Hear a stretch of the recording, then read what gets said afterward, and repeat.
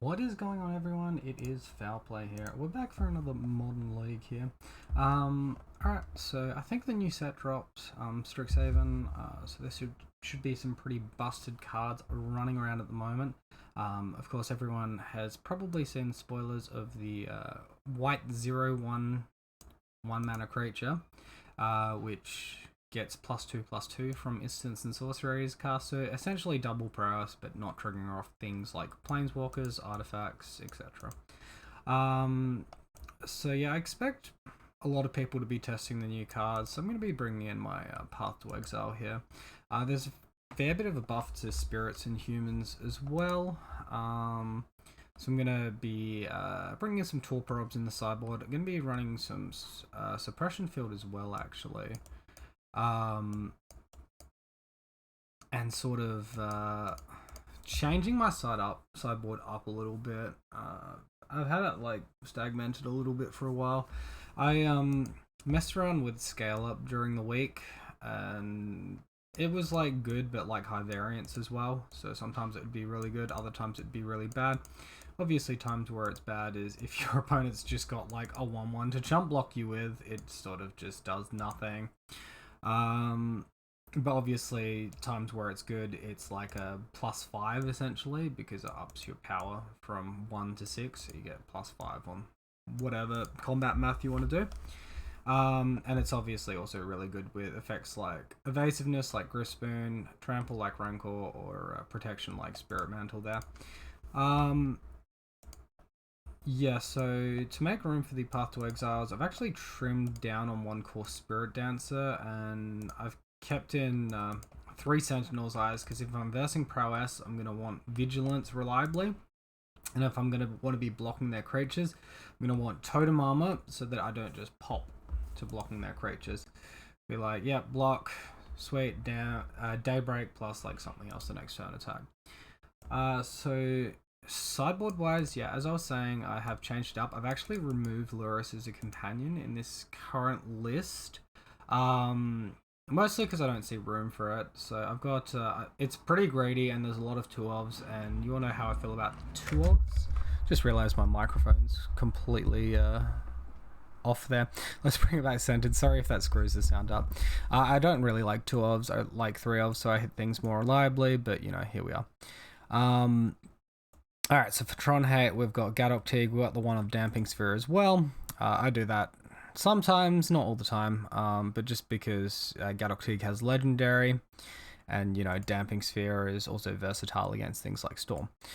Torpor Orb, Skyclave Apparition's been annoying me a bit recently, and if there's a rise in humans and spirits like I'm expecting, like a huge rush here, I see Torpor Orb being pretty relevant. Suppression Field, a way to interact with Heliod combo as well, outside of Decide, but also just a little bit more versatile, hitting other deck archetypes as well. Got 2 Rest in Peace in here for graveyard decks. I've dropped down to 3 Leyline of Sanctity, mostly just because I've got a really greedy sideboard list here and I can't find the room for the 4th. And we've got Force of Vigor in here as well. Alright, so that's the deck, guys. We'll just jump across and start loading up a league match.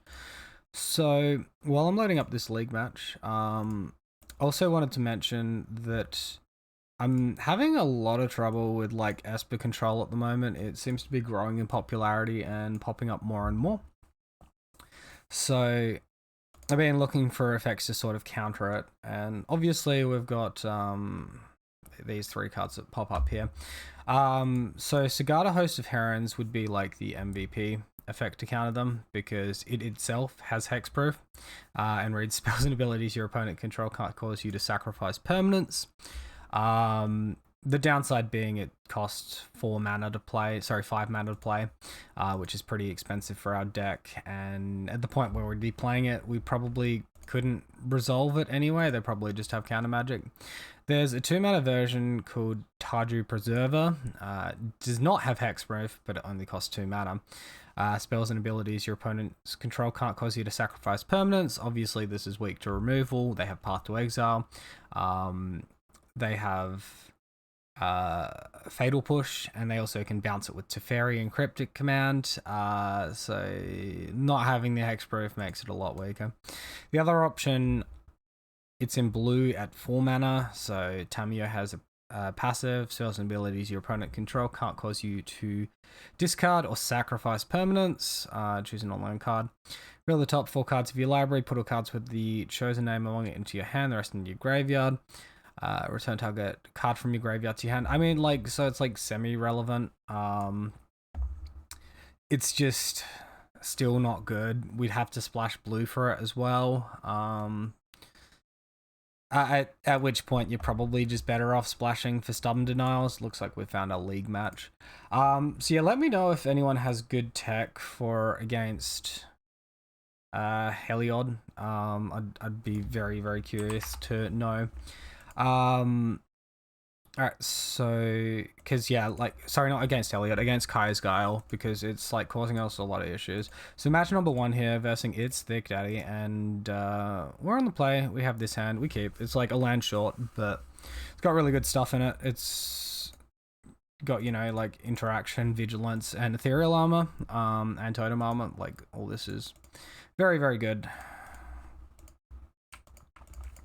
Missing a way to beat like chump blockers and missing a second land drop, but hopefully we high roll the land. And like realistically with a hand like this against a good majority of decks, we could stumble for 1 turn and still be fine. Alright, Cavernous Souls. Naming human. Well, what did I say, people? I said I expect a rise in humans, and here we are already. Match 1 against a humans deck. We do hit the land, awesome. We'll get down just our best auras. So vigilance. We have like 2 sources of vigilance. Yeah, let's get down like double first strike in case they randomly have Deputy of Detention or Skyclave Apparition. And then we can attack for 4. So like here, if they Kite Sail Freebooter our hand, obviously we can just Sentinel's Eyes anyway. If they Thalia, we can Sentinel's Eyes anyway. If they're Meddling Mage, they'll probably name Daybreak Coronet, and then we can, again, Sentinel's Eyes anyway. Also, apologies for the green screen here. It's sort of...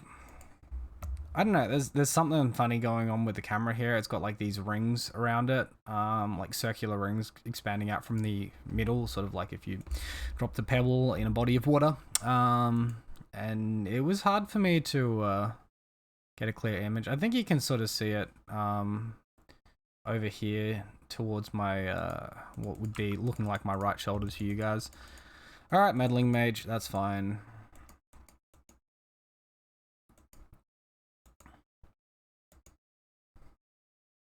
Alright, naming Daybreak Coronet. Can we call it or can we call it? So I haven't played humans in a while, but obviously I still have an idea about the interaction in the matchup. Alright, I think we just commit 6 here and attack. This is still a very scary creature for our opponent.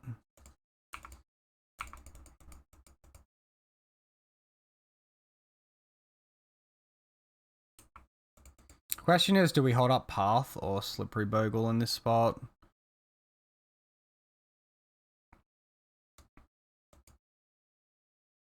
I think it's less likely we go wide and more likely we hit a good creature like a Mantis Rider and sort of do quite well. That, or we have the option to path the Meddling Mage so we can Daybreak.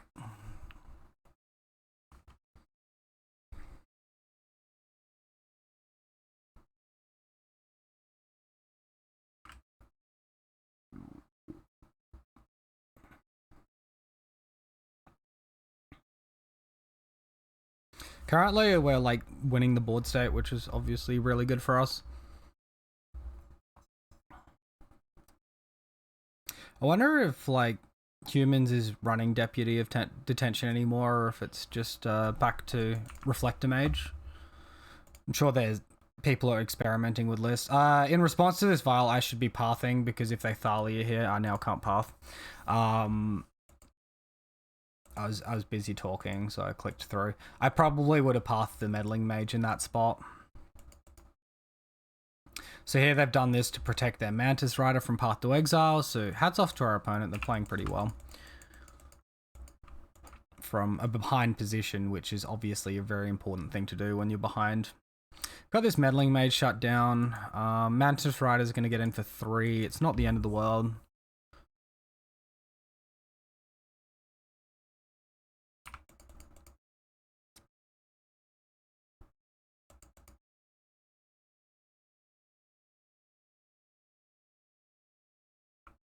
Alright, so let's start things off by attacking for 6, see what our opponent does. Obviously 6 is not lethal yet. It's very likely we're just passing the turn and holding up Path to Exile to target something. I won't fall for the Aether Veil trick again, by the way.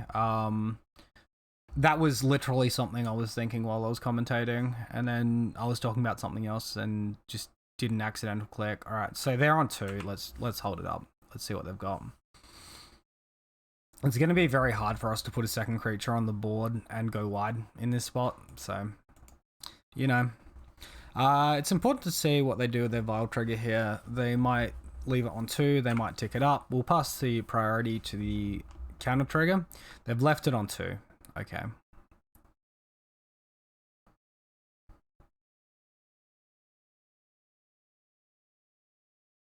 They've gone to 4 mana.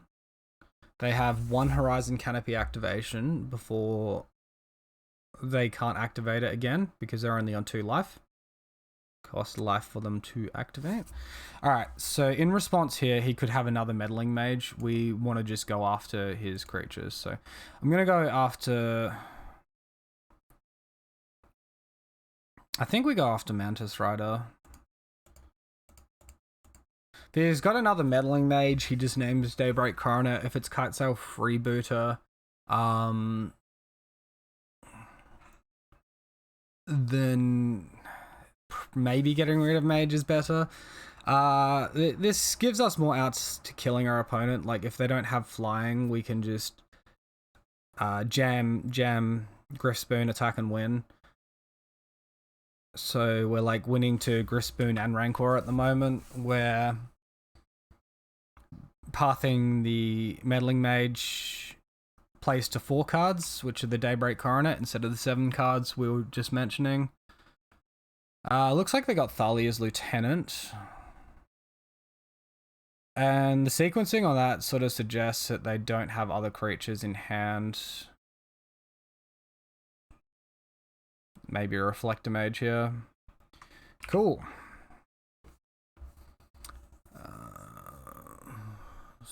Weird sequencing. Normally you'd play the Reflector Mage first.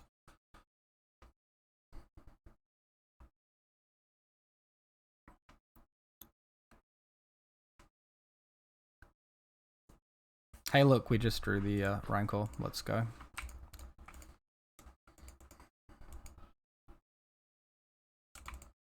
So we have 9. They've got 10 toughness. We can essentially kill all their creatures, and then they're not dead, but they're effectively dead, right? They have 1 creature left, and then they're battling from a very behind position, running out of cards. All right, so we discussed this earlier. Torporob is for this matchup. We'll bring it in. I don't really think we want anything else in our sideboard. Now, Core Spirit Dancer here is a little bit fragile. We can enchant it with Spirit Mantle to give it protection from creatures, i.e. Reflector Mage won't be able to bounce it. It's sort of slow on the draw. And if they bring in Deputy of Detention, they can just exile the Spirit Mantle and then attack the Core Spirit Dancer anyway. I think we ditch the Spirit Dancer. There's a chance also that they go for Path to Exile against us. Oh, sorry, Dismember against us.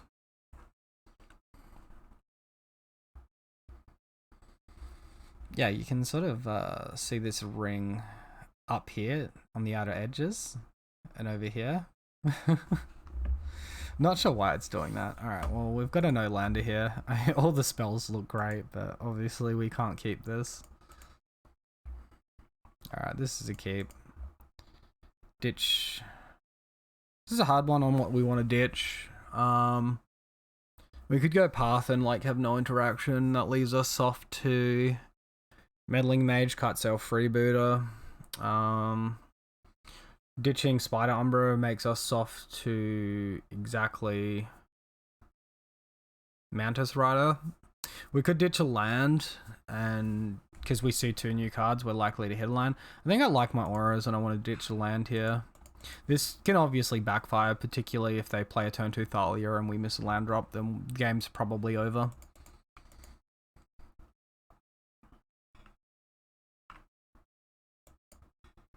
I think this is like the most resilient to hate that our opponent could be doing. Alright, there's a Noble Hierarch. We do hit land, excellent. Alright, so we save life by leading on Temple Garden here.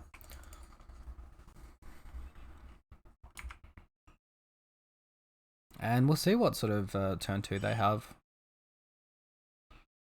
They'll have access to a maximum of 3 mana, which could mean a turn 2 Mantis Rider. They could just go Champion of the Parish plus Thalia. They're in like pretty strong spot here with that mana acceleration. I'd argue Noble Hierarch's gonna have, well, it's gonna have more impact on like turns 2 and 3 than what Meddling Mage? That's very odd to jam that this early. That is very odd. So you're like just looking to high roll an aura here?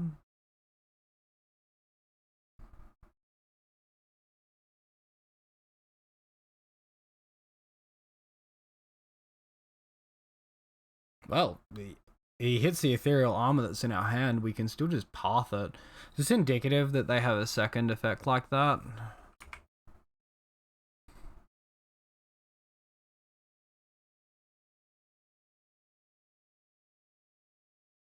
Alright, well we actually curve out really nicely here. So if we path this now, we get an attack for 2. And then we can Spider Umbra plus Daybreak.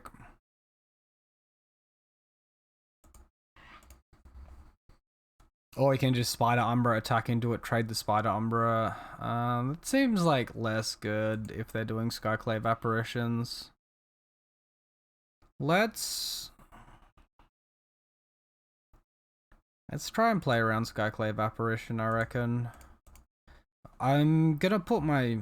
we have a choice. Like, if they have Skyclave Apparition here, do we want to lose Ethereal Armor or Spider Umbra? Spider Umbra is going to make it hard if they have Mantis Rider. Guess we just commit the Ethereal Armor in this spot. It's like 1 less damage. But we actually resolve onto the board. If we're looking to play the Spider Umbra there, we can instant speed the path. And as long as they're not doing something janky like running Spell Quellers and humans, then that's fine. No like vials for instant speed. Interaction.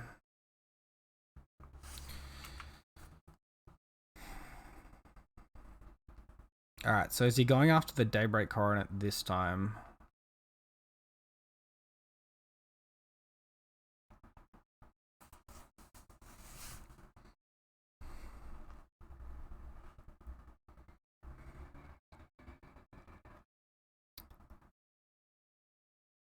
Opponent can't cast Mantis Rider here either, by the way.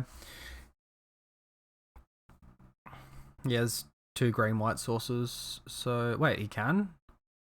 Oh wait, blew off the Noble Hierarch, never mind. I didn't see that. Alright, this is fine. He's down to 2 cards in hand. We can no longer cast Daybreak, which is frustrating.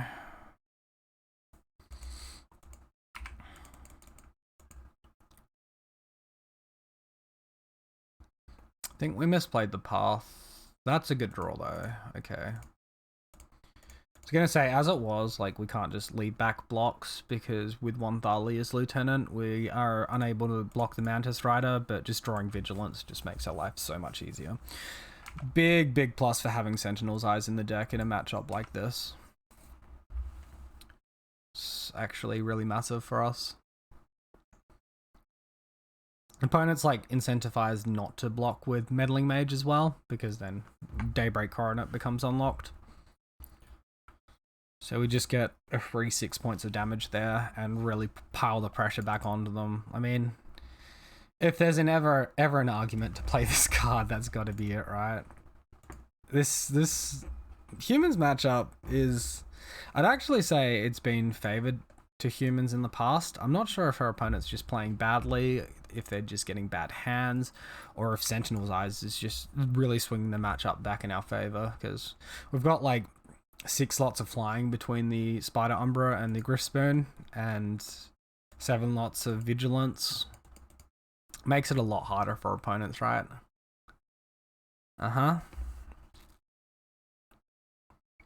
So here comes Mantis Rider. Do they have the Thalia's Lieutenant? Phantasmal Image. Yikes, he's going deep.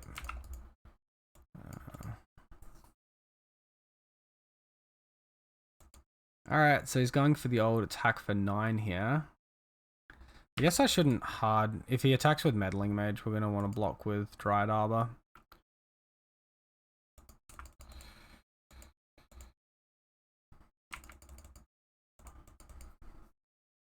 I'm gonna leave this land uncracked here. The life might matter.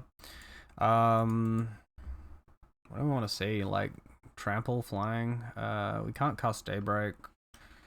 We attack here. He blocks with Meddling Mage. I think we just lose this match.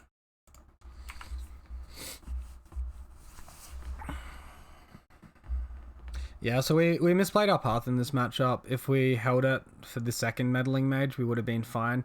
The downside is, like, he might just name Path to Exile on the second Meddling Mage, and then we'd never cast Ethereal Armor. Wait, no, that's fine still, because we can still resolve the Daybreak. Alright, yeah, we just misplayed.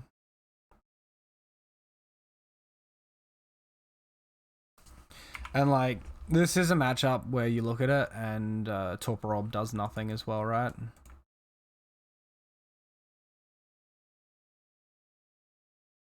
Okay.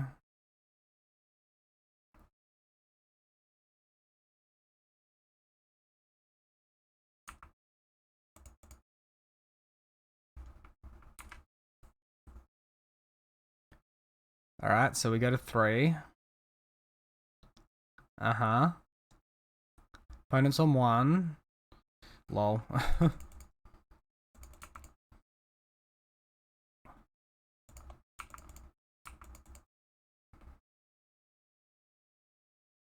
We might still be okay. My opponent just seems to be flooded out. Maybe they're holding Dismember in hand. They've got 2 cards still.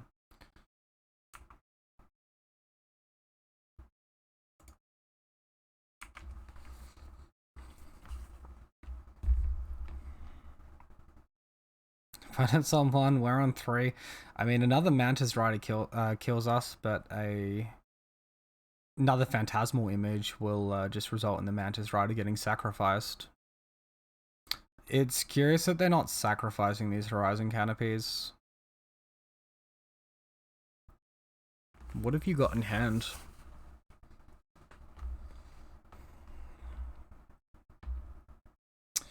Okay, opponent concedes. I think against a more experienced human player, we would have been in trouble in that game too.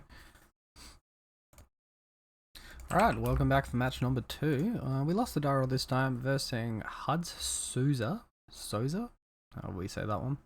Got a cool little otter icon. A dinosaur otter or something. So I think we keep this hand. Little land heavy, but you know. Is this Amulet or is this Dredge? Well, our turn 1 play is the same regardless.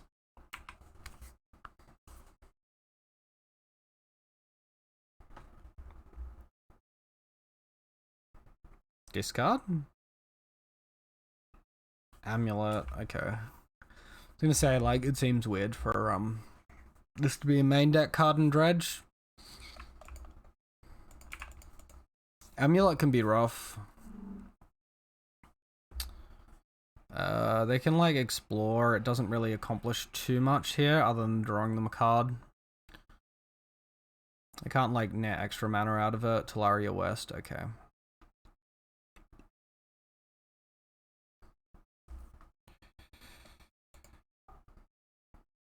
Sure. Imperial Armor's a nice draw here, so we can attack for 5.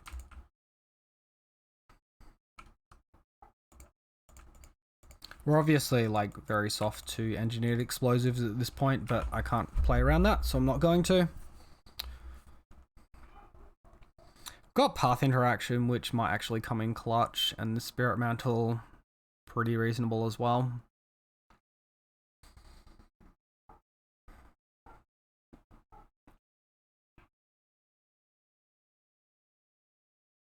Our opponent obviously had the turn 1 Amulet, but their turn 2 was pretty weak for all intensive purposes.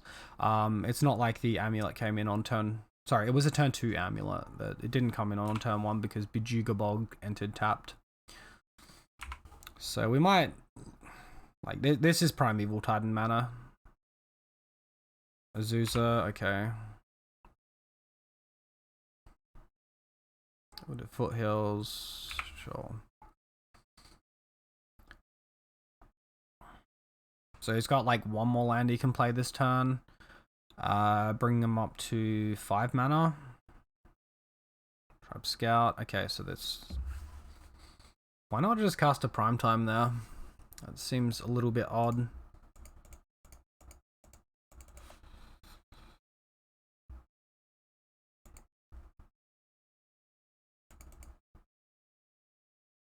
Oh wait, that was short on Primetime, right? Okay.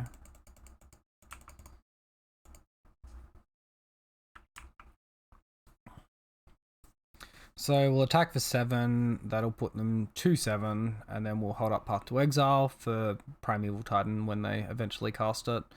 I don't think we can beat Primetime plus Dryad of Elysian Grove, but we can at least go for this line. Also, if they just go for explosives, it's really going to hurt us, but they've committed a second Amulet to the field, so that seems unlikely. Lesnia Sanctuary. Alright, so that's 4. They've got 6 mana now.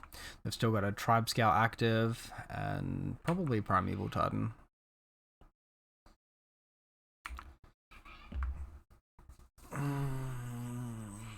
So if they're like playing conservatively here, I think they go for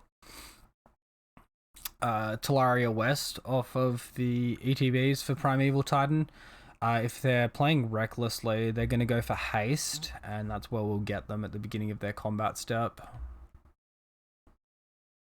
So this comes down to my opponent's player skill here, as to whether or not he wins or loses.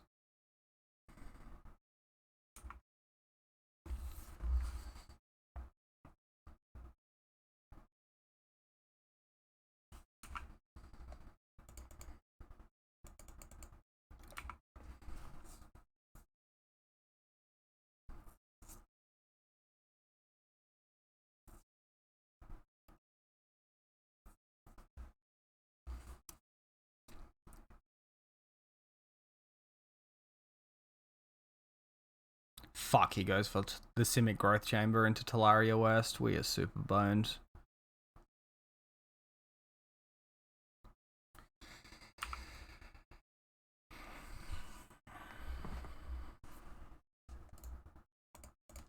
We have to draw like really well to get out of this spot, and our opponent has to basically turn into having nothing. They need to bounce the Talaria West here. They still have the green-white one in hand. Oh fuck, they've got that as well. Jesus, man. What are you going for? Second Primetime. Off of just mana floating? Wow. Wow.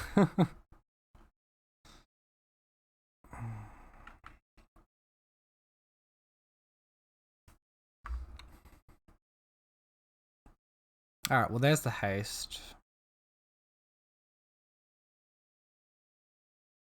Alright, well, our opponent's sort of doing this very quickly. I think this is an experienced Titan player.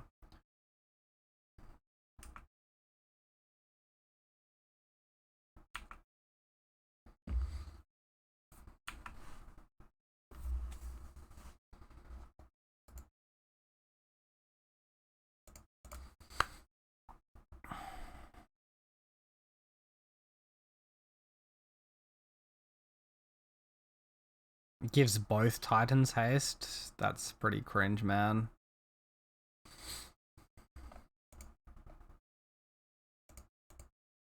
Alright, so the important thing is he didn't go for a Dryad of Lycian Grove pre-combat into like Valakut's shoot face. If he did, we had a chance. As it is, we don't. We get Rancor back from the grave. Like, we'd need to... Our opponent would need to have only one explosives in the deck, and we need to top deck exactly Daybreak Coronet. Does that even do it? Because then they can just transmute for Dryad of Lycian Grove and probably shoot us in the face off triggers. I don't even think that does it.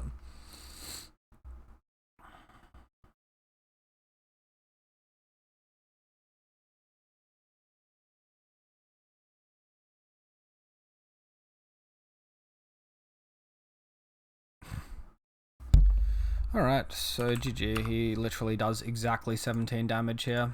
Cool. Give double strike to the Titan is 16. Azusa's attacking for 1 is 17. Alright, so our interaction is Force of Negation, to a lesser extent Damping Sphere, and just Deicide.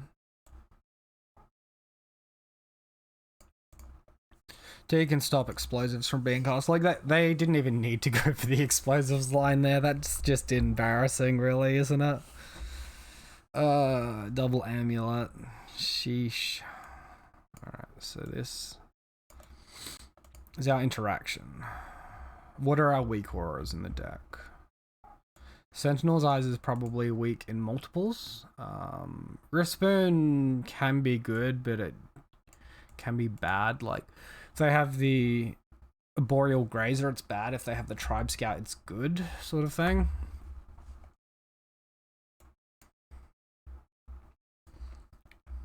We really want our Totem Armor because it's just very, very important. It's an argument to leave Sentinel's Eyes in. They're going to be boarding in Force of Vigor, and then, like, if they Force of Vigor us turn 2, the more things we have, like Rancor and Sentinel's Eyes, the better, because then the less our Daybreak Coronets are getting turned off. I think Damping Sphere and Deicide are probably just a little too much to bring in. So we're going to be bringing in the Force of Vigors, taking out a Griffspoon. I think I'll just take out 2 Griffspoon. Alright, let's submit that. A reminder, guys, if you do enjoy the content as well, please consider subscribing to the channel. Helps support me, it doesn't cost you anything, all that good stuff. Alright, so this is pretty bad. We mulligan. We're like way too land heavy here. Alright, this is much better. We keep bottom Temple Garden.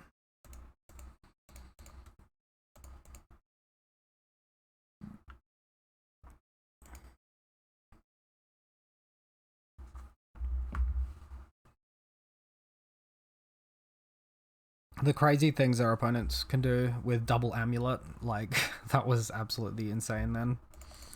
Alright, so turn 1, Guy, and pass.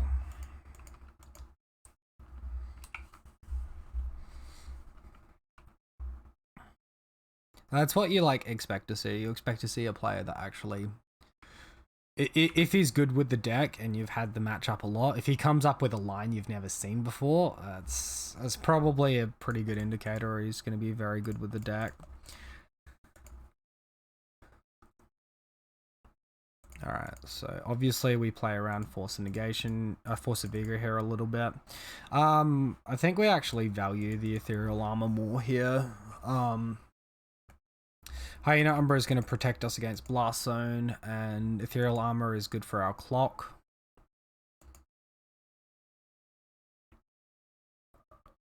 And yeah, we value the clock here more than we value the Ethereal Armor past this turn.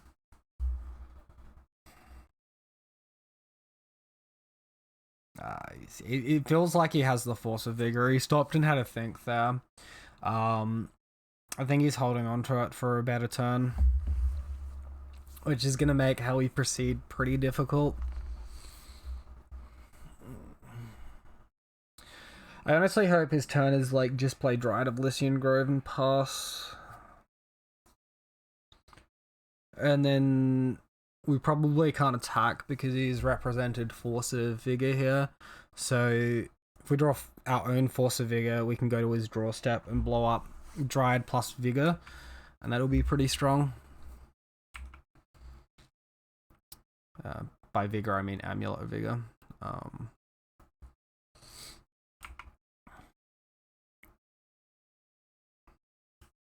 Alright, well that makes things a little bit easier.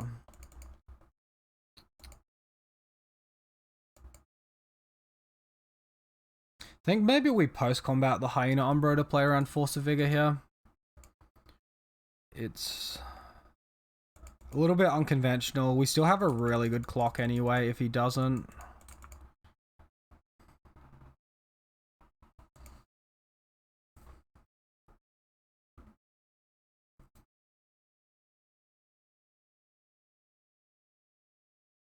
If he holds it until end step, absolutely well played to him.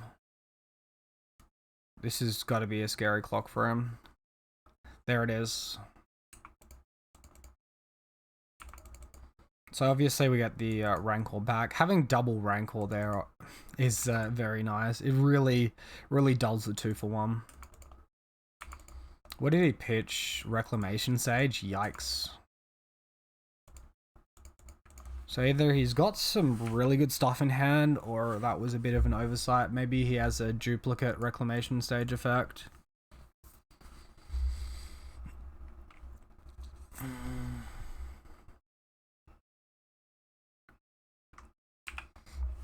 He sort of showed us last turn that he didn't have anything to do for 3 mana, or nothing that he felt comfortable doing, because he could have played the Reclamation Sage and didn't play Azusa, didn't play Dryad of Elysian Grove.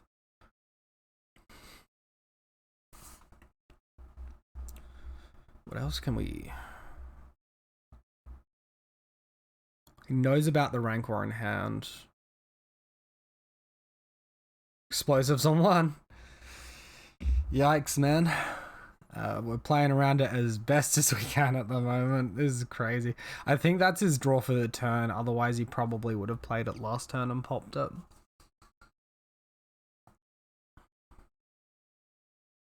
Alright, well, we get our trigger immediately. Obviously, we can't play Rancor yet, unless we draw another green mana source. Basic planes for the Pog. I think we still play it.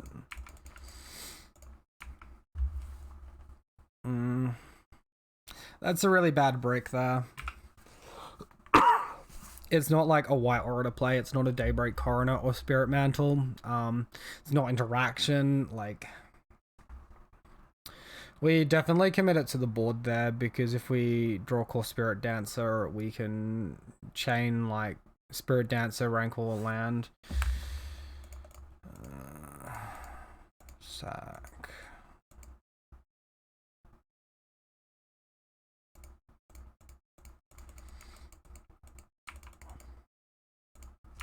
Opponent like mono interaction. Okay. We put him to 4 there. Here's the Dryad. Yep. Is he just not making his land drops? Is that the issue? Alright, so Lesnia Sanctuary. So he can do that plus play another land. Alright, he's up to 6. Ethereal Armor probably wins it for us. I think he's run out of stuff. So we attack here, our opponent has to block. We trample 2 damage. And if he's got a second Force of Vigor, I mean, it's going to suck for us, but at least we've got another scout to go in on. We get the Rancors back. And he's obviously, at that point, not got anything in hand that would put him to 0 cards. Alright, so we get that damage. We trample the 2. I still think we hold on to this scout as opposed to using it to attack wide.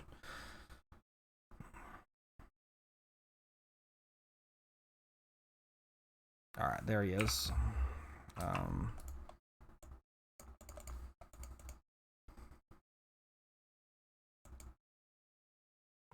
We thin deck end step. Our opponent's going to be forced into blocking the scout here. He probably goes like bounce land to Valaria West in this spot, I would assume. Obviously, he's got no Amulet of Vigor, so he can't go too crazy.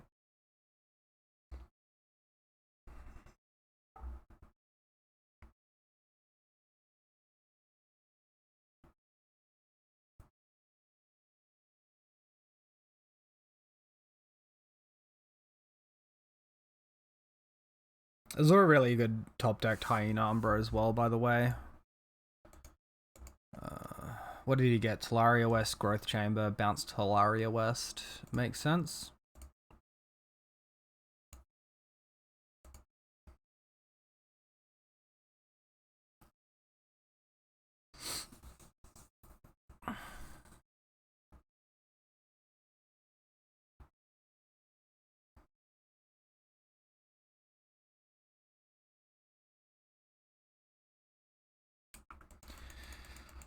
Think we hold Spider Umbra.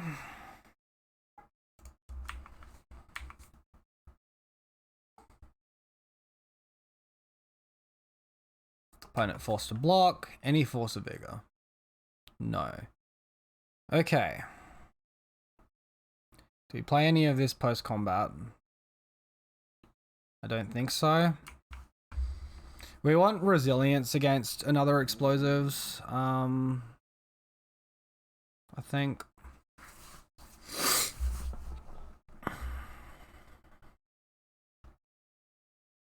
It's amazing how complicated this board state is from the Bogle side at the moment. Like, because I'm preempting what he's doing as best as I can, and he's still got a lot, right?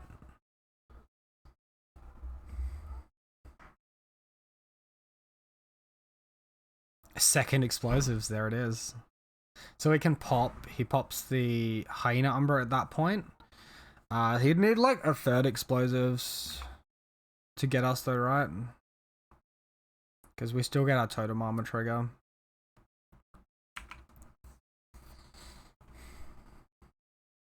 He's gonna do attack step. Well played. Another Rancor.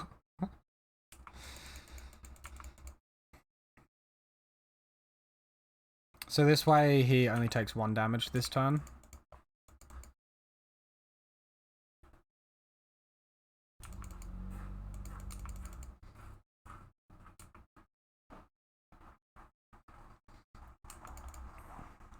I think it's pretty wild our opponent had 2 explosives in the list. I think most of the lists recently have been playing 1. Don't quote me on that, but I think in at least some of the lists people play 1. I wouldn't take it as gospel, like obviously I played around it there.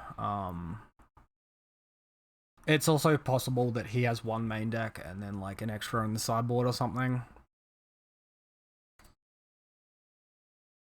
But yeah, run a Totem Armors, like run a 3 Totem Armors here has been massive. Opponent concedes. Yikes, I feel like we earned that one. I really feel like we earned that one. Alright, so do we want to change anything now that we're on the draw? It might be slightly more important to answer Dryad of Lycian Grove, so bringing in Deicide might be worthwhile. Might just take out the Grispoon, and we'll go with that.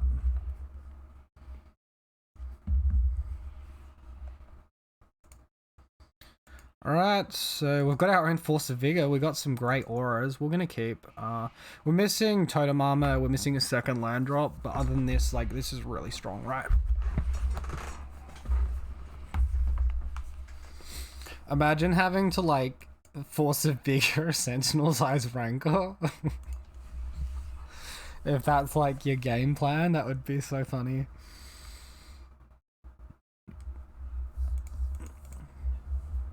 Opponent has mulligan to 6 as well.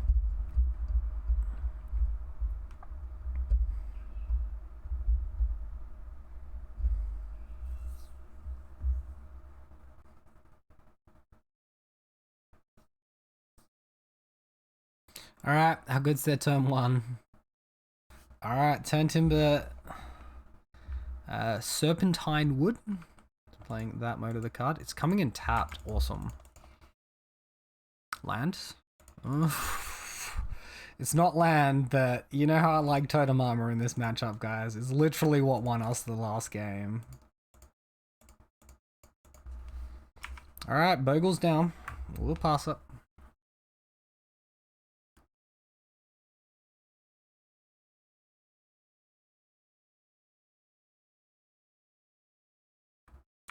Boreal Grazer, sure.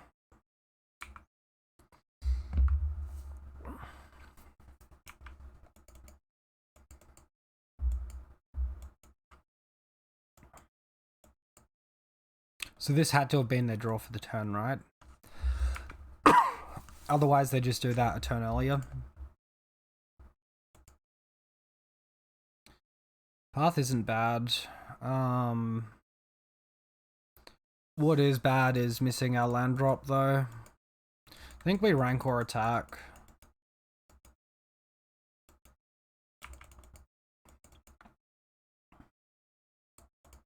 There's definitely a world where I don't want to pitch this Slippery Bogle to Force of Vigor.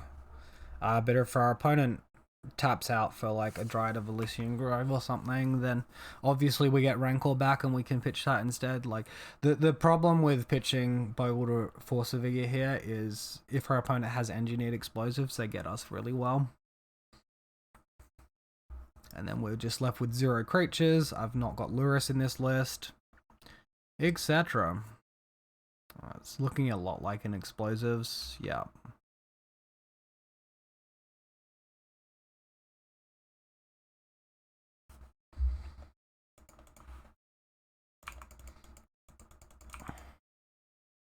We can actually path our own creature here for ramp.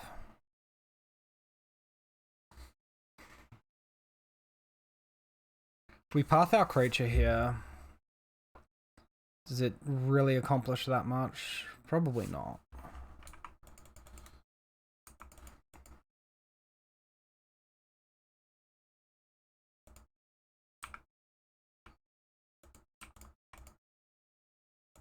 I think you just Bogle plus Hyena Umbra. The way, I don't know, it feels like he doesn't have Force of Vigor this game, the way he's playing.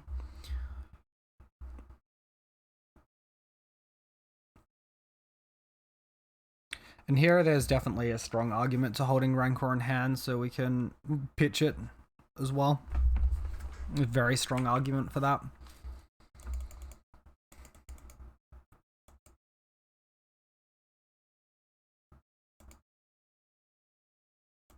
So obviously we don't play into Daybreak Coronet here. Opponent has 3 mana open. Alright, let's make them have the Force of Vigor. And then that's going to clear the way for Daybreak Coronet in a future turn.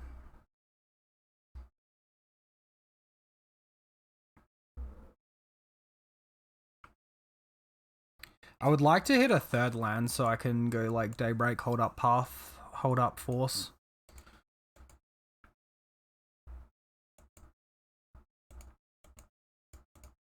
Alright, there it is. He's cashing in, ditching in a Boreal Grazer.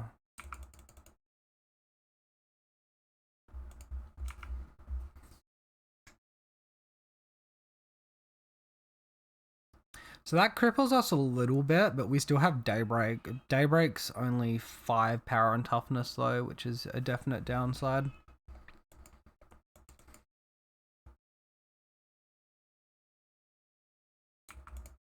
Tribe Scout, sure. Reclamation Sage, sure. That's fine, we get that back. It's like not fine for tempo, but it's fine for card value. Feels... So my opponent doesn't have Dryad of Elysian Grove. It feels like he's got Primetime and he's waiting to draw the mana for it.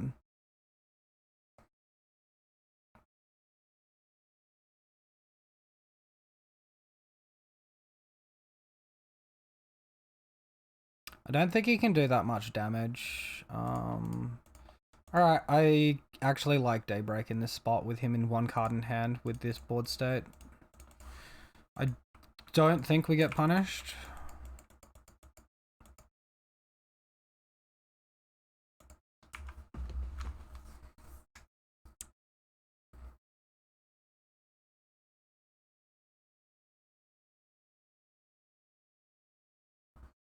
What reason would he want that in his graveyard? The 1 point can't be that relevant, right? I mean, the 1 point means he's not dead in 3 attacks, but also he could just sack the Tribe Scout and the same thing.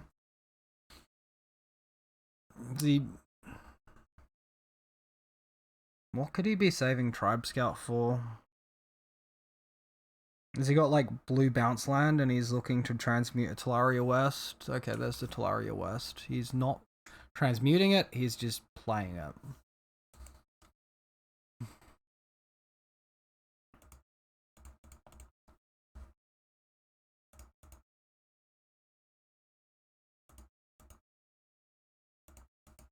Guess maybe we play around Surgical Extraction there and get rid of like Ethereal Hyena. That's probably smarter.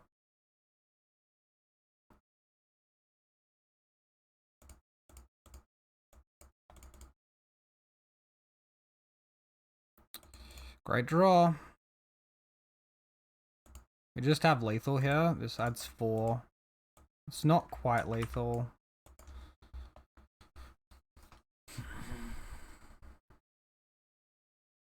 It's only 11. Alright, let's just attack as is.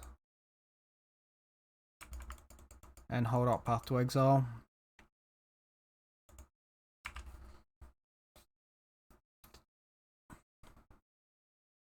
He can hardcast Force of Vigor here. He can like block hardcast Force of Vigor.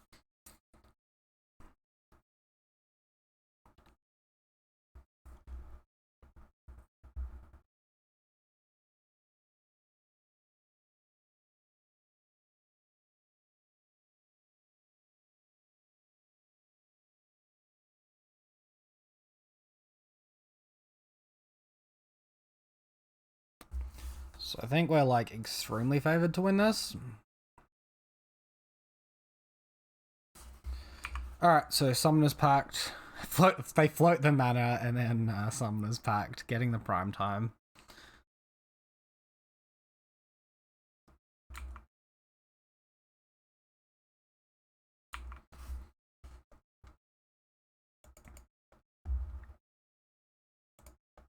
So they're obviously getting like Simic Growth Chamber. At least 1 for the Talaria West, and then probably bouncing the Growth Chamber or something.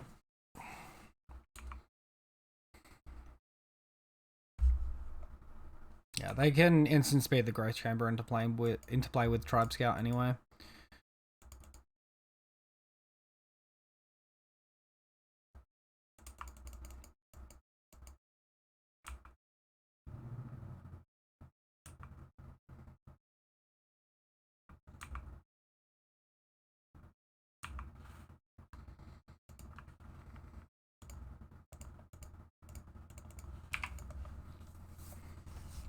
Alright, so prime time goes bye-bye.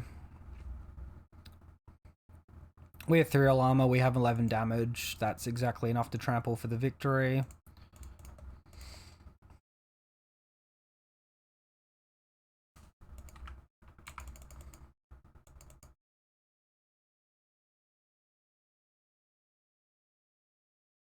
Alright, and good game.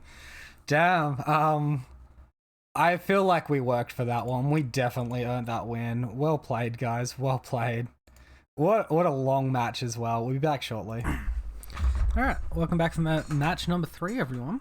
Versing Z Canaro. Z Garlon, pardon me. And we lost the Daro, which means we're going to be on the draw. No creature hand on the draw against a what's likely a Thoughtseize deck. Alright, we'll keep this one, but it's not great. Ditch the Windswept Teeth here. I might need to cycle these Horizon Canopies for creatures.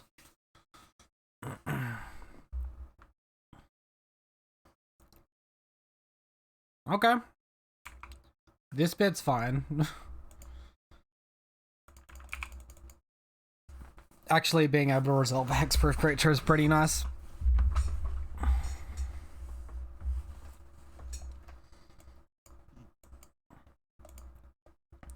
Obviously, this hand's like not got much going on aura-wise, but Path to Exile is good interaction against my opponent's deck. On the Gristboon, that's definitely a good card in the matchup. Alright, creature pass. Alright, now if we can find like a Daybreak or an Ethereal Armor, be very strong for us, even Sentinel's Eyes as well. This looks like a red-black Lurrus deck. I could be something slightly different. Our opponent can't Scourge of the Skyclaves here because they haven't dealt damage to themselves, although maybe they'll go for it. Okay. It's just a Prowess deck with Lurrus. Ah, there he is. There's the clever Lumimancer. Lumimancer? Yeah. Remember someone making a big deal about it not being Lumimancer? Alright, so it's just going to be a red-white clever Lumimancer deck. That really does not sound right off the tongue.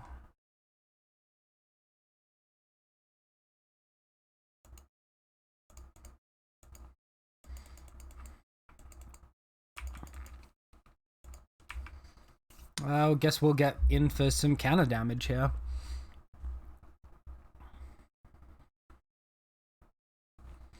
If they're playing the Lumimancer, they're very likely to not go hard on Prowess effects here. They're probably just going to Lava Dart us, and then play the Lumimancer post-combat. I'm not even sure if we want to ramp them. That could be a mistake. So they're just letting Lava Dart die. They're committing like 3 creatures to the board here.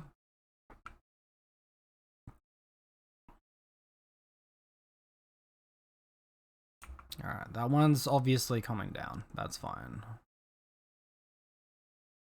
Alright, let's hold on to Path. We have the 3rd land, so if we draw Daybreak, we can do Daybreak plus Path. We draw Temple Garden.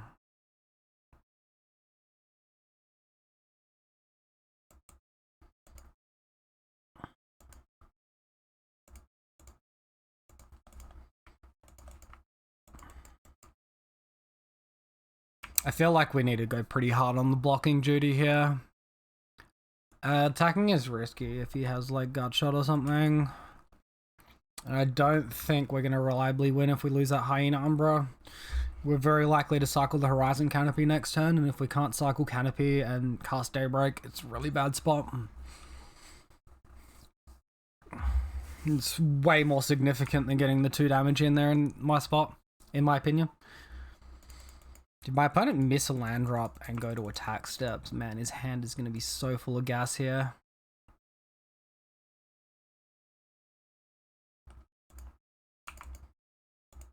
Alright, we'll fake some stuff here. Obviously, we're blocking with this scout on one of the guys, and we're obviously pathing this guy. But we want to let him go for what he's going for first, and then do what we're doing afterwards. He might cast different instants and sorceries as a result. So this is all automatically gone up to a 3 toughness creature.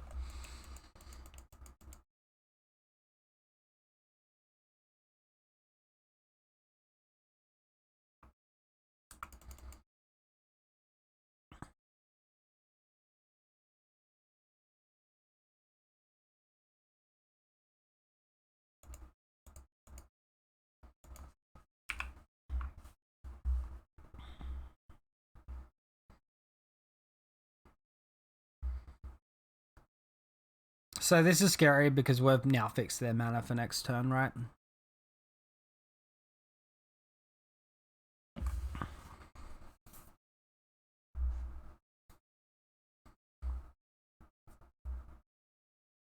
Another one? Okay. Fuck. Can we draw something that isn't land? Jesus, man. We actually gonna lose this to Creature Flood? Like, you serious, dude?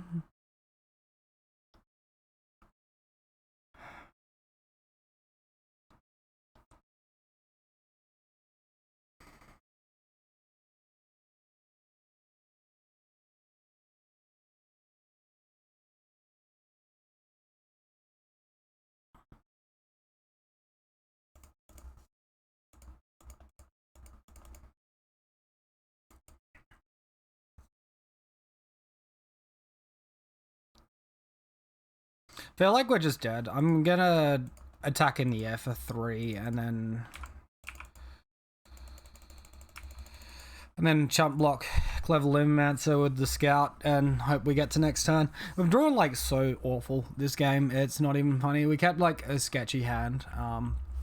Opponent just has like 4 of these prowess creatures and 2 of the really good ones. They had to like hit one of them off light up the stage, but still they've just done extremely well for themselves out of it all.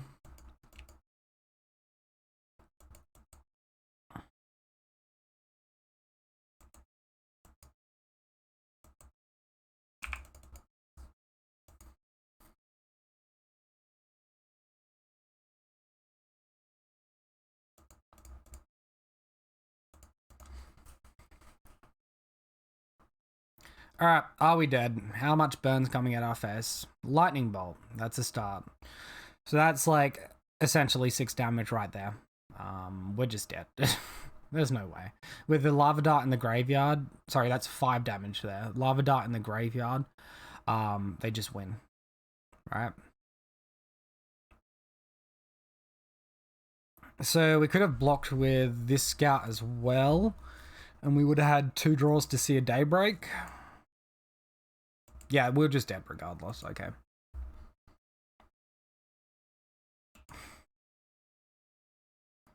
Nice flex. What were we drawing?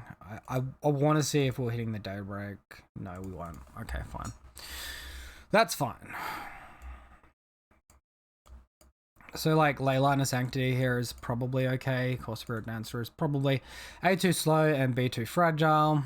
There's potential for Blood Moon, but I don't think so. I don't think they're going to be running, like, basic white, so Blood Moon seems like a stretch. Damping Sphere here is actually extremely good. Because them running Blood Moon would turn off their Lumimancer and their Boros Charms. It's very, very unlikely. Griffspoon doesn't seem that important. Because their opponent doesn't have flying creatures.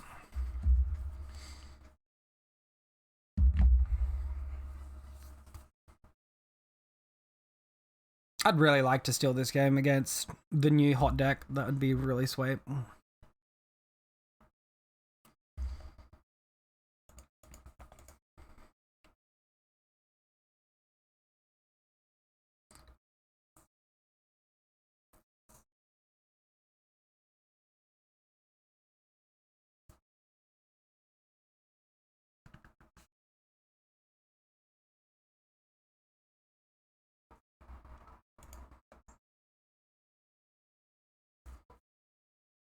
Alright.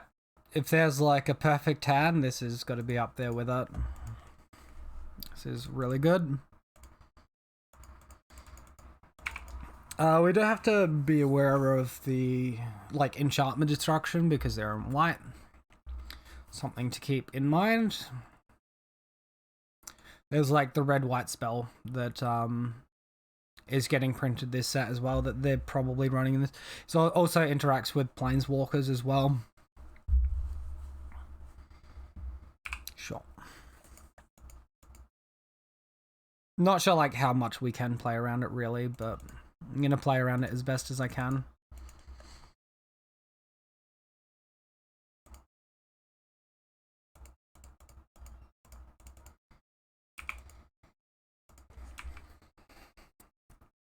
So what we really want to see is our opponent tapping out here.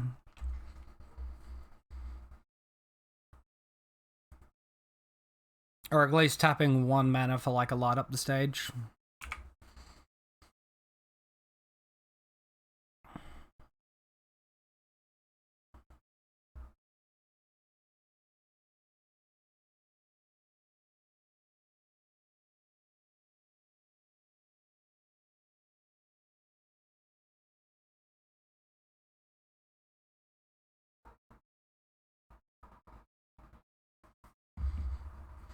Alright, looks like a textbook. Light up the stage play. So they do it this way, so in case they draw a land, they can still get value for the turn. They go for like maximum value off light up the stage, right?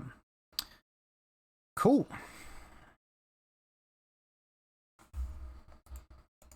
Ethereal armor on top.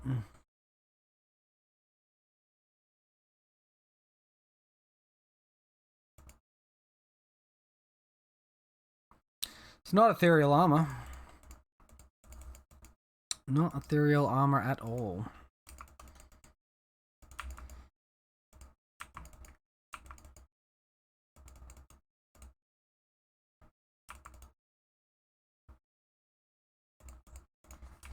So here we just like have to make our opponent have the enchantment destruction as well. I don't think we get to play around it. They can pretty reliably hit 20 damage on turn 2, right? We might block the Soul Scale Mage instead, but what do they float mana-wise off Metamorphose? This is going to be important.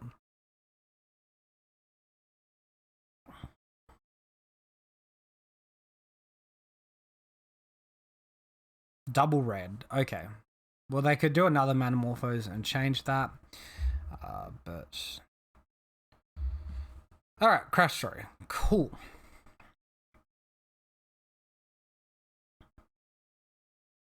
Oh, Lightning Bolt, sorry. Now they're going to crash through. Yep. Like, if we block, they can mutagenic growth, but we got pro creatures and they can't stop that part. So we can just block Lumomancer for free here because they're now tapped out. If they attack and do all that instant speed, that becomes so much dicier.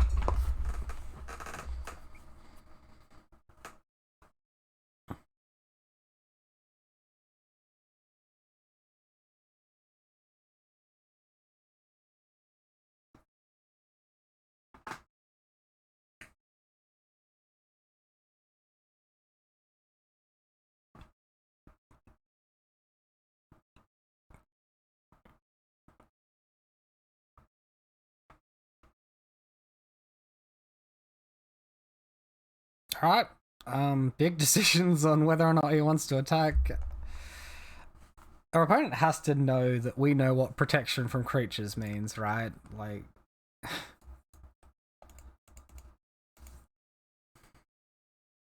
Cool.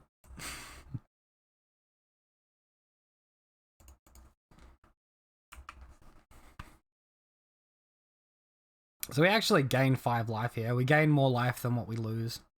That is hilarious.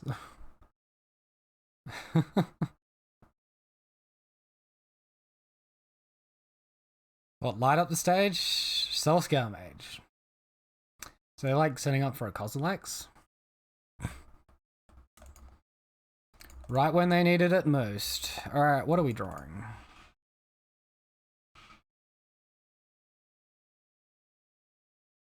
I think we're extremely unlikely to not just Daybreak Coronet regardless, but we might as well see the extra card first. Maybe like holding up open mana has value as well. Representing something, but alright, we're up to 27.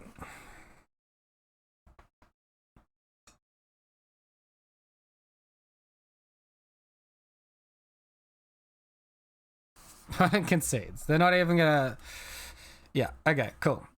They're not even gonna make us, like, make them have it. It's a very roundabout way of saying all of that, but you'll get what I mean. Alright, let's run it back.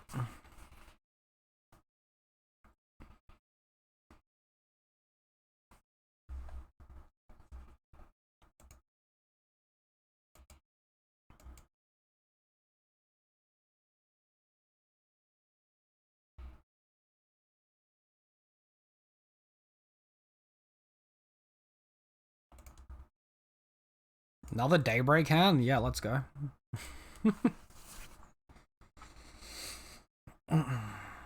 Burn players hate these hands. I think our opponent can, like, technically win on turn 2 if they play the turn 1 Lumomancer, but they started things off with Soul Scale Mage into Misha's Bobble. Amisha's Bubble feels like a Miss Prowess trigger unless they're needing to draw something. So they might be looking for their second land drop or something. They do target us with the Bauble, which makes sense. Alright, we'll scout. We'll pass turn. So we play Scout over Bogle there, obviously, because our opponent knows about the Scout after the Misha's Bubble active.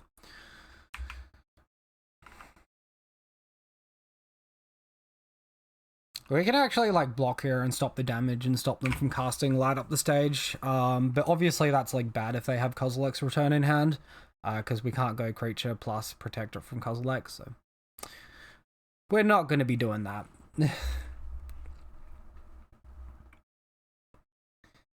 Alright, there's that Light Up the Stage, Mutagenic Growth, and Crash Through. Okay.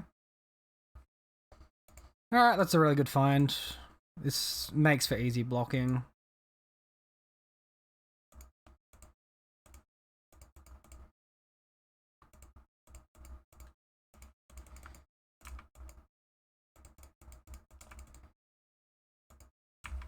I don't think I'm gonna like just randomly block my opponent, but if he commits like Swift Spear to the board, or if he like Manamorpho, Swift Spear, Crash Through Mutagenic, has like a second Mutagenic, it could be mathematically possible that we die.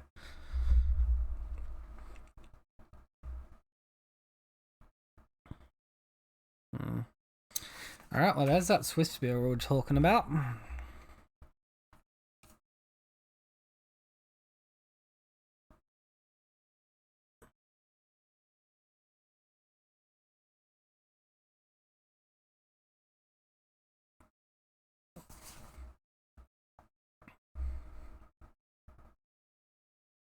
He has to cast Crash Through here, or else he's just representing Wetter, and we play around Wetter.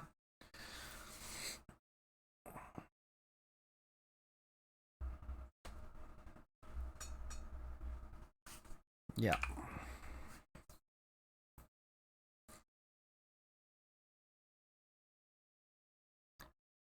So each Mutagenic Growth they cast represents 4 damage. They currently have 8 damage. They need another 2 Mutagenic Growths to kill us. I think that's probably unlikely. They could have it though. If we block here though, it makes our next block with Daybreak Coronet that much harder, because they might actually just ramp way above and beyond. I'm gonna gamble this and say that they only have 2 Mutagenic Growths max.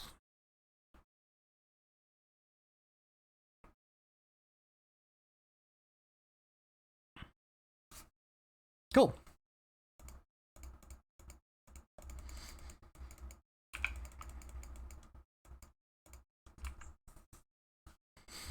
Alright, so in for 6, back up to 16. We have really good blocks now.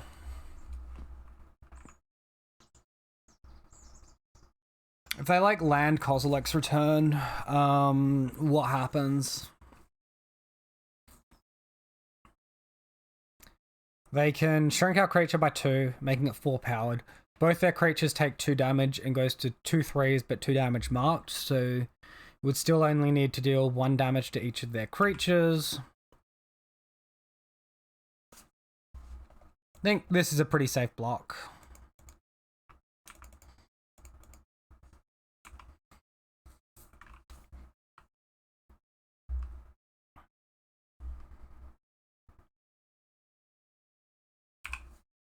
Lava Dot. Yep.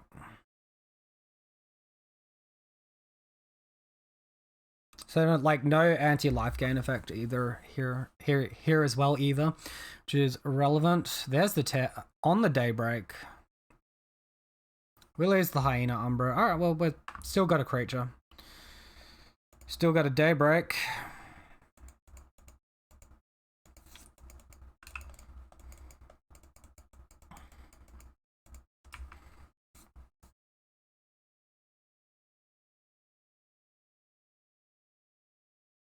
Here I don't think we can block, because they can just press too many times, so we just make them have it here. It's unfortunate the land we drew was Dryad Arbor and not a white or green mana, even if it... Yeah, because then we could just Slippery Bogle block. They've got Crash through now, though. Alright. The more he does sorcery speed, the more information I can have as to whether or not I can block, but if he casts...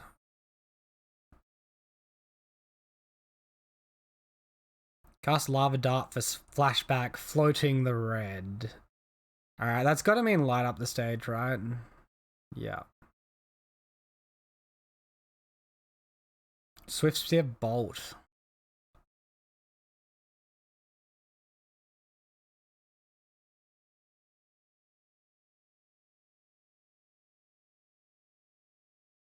So if he bolts us, his creature's he deals like 13 damage in total. We go to 3. And then we're like dead to mutagenic growth. Opponent concedes. I guess we do the old reveal hand. Let him know that we had more good stuff coming, but like having missed a land drop, that was very likely, right? Alright, welcome back for match number 4, everyone, versing Coco. And I've definitely played this guy before, don't remember what he's on. We lost the die roll, we are on the draw, and sounds definitely a keep.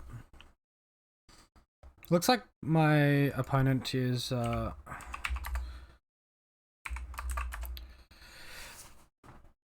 Looks like my opponent is, maybe I've got a companion, he's mulliganed, okay. I guess he's... Nice. Nice.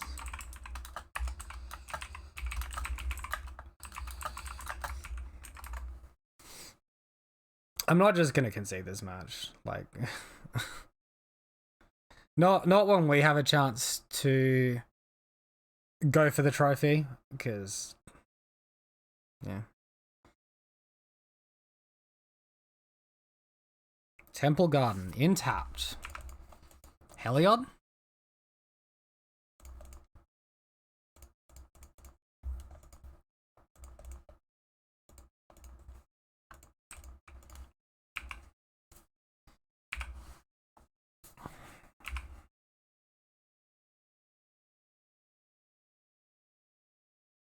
Looking a lot like Heliod. Holding up mana. Interesting.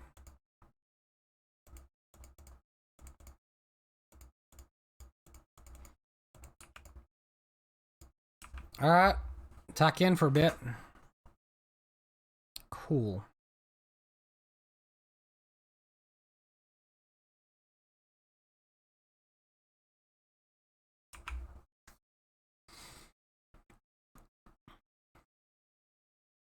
What a pretty forest. Spike feeder, sure.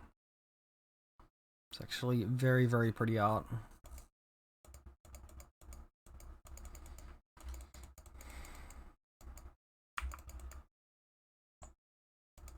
So obviously Daybreak Coronet attack here.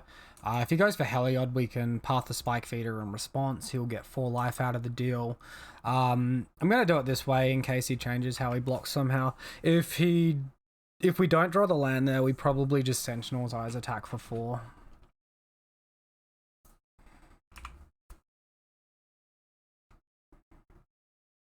Collected Company. They're holding up the Collected Company. Fair play. Alright, we'll commit another Daybreak. It makes our attacks a lot easier.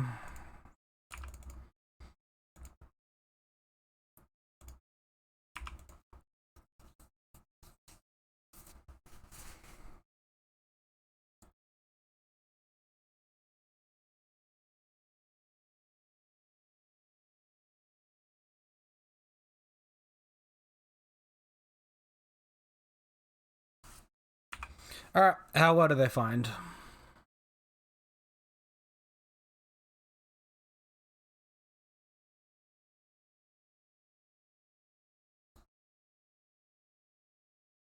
Gross.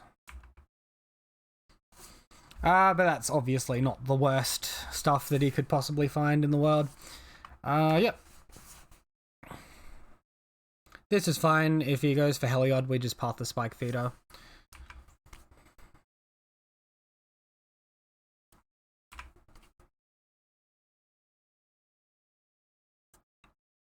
If they sack the Captain Ranger of Eos in upkeep or something, we just path the Spike Feeder.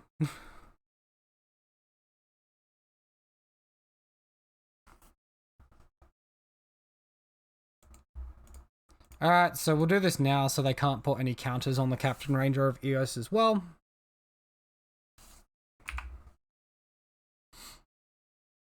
Bonus just casually gained 6 life from this whole exchange. It's like a whole attack just negated.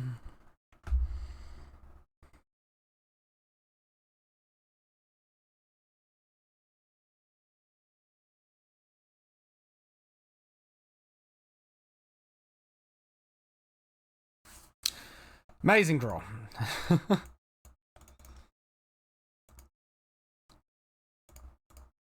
Sack the canopy. If we get Ethereal Armor, we win. It's not Ethereal Armor. I guess we just go for maximum damage now.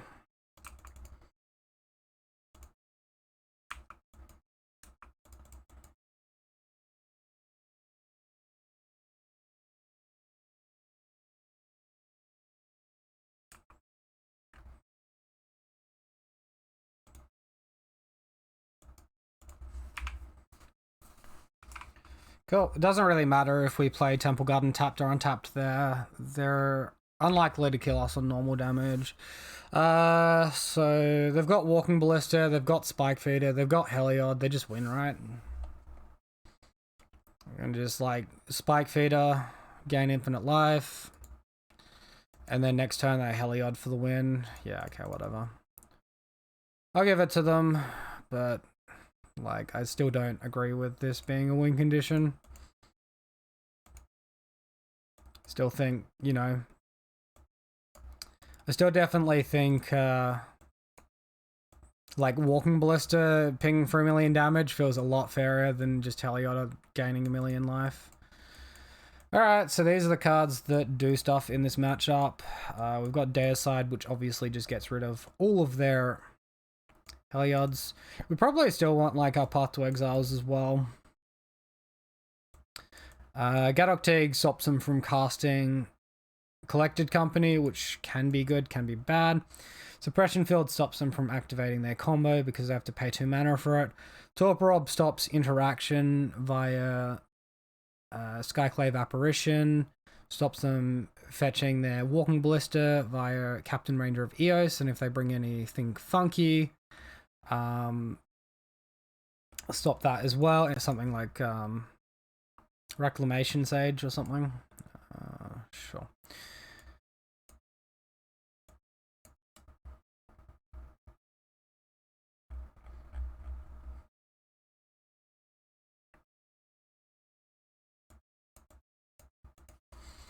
Experimental can protect our Gadok Teagues from an opponent doing like a Walking Ballista, but they probably have Path to Exile anyway.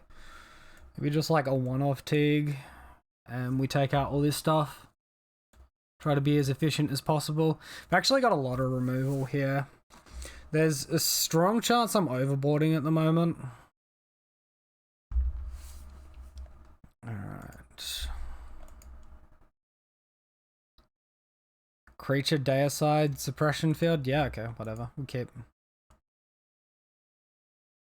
And go like Arbor into Temple Garden into Suppression Field if we don't click on the wrong fucking land.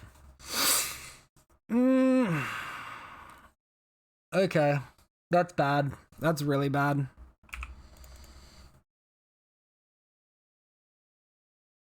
That makes it less bad. Might actually look like we intentionally did all this.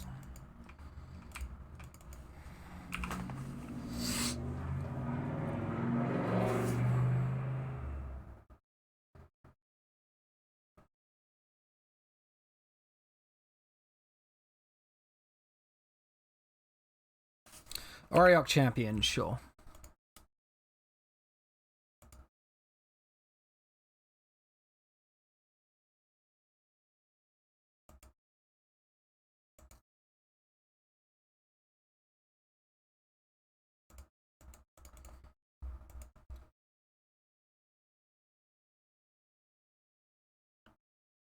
skip planes. We'll go Rancor. I think we then go Suppression Field. If our opponent has the Skyclave Apparition, they just exile stuff, so maybe we've locked them off a land here. If they, you know, don't have it, then, you know, yeah. Spike Feeder, sure. Gain life, sure.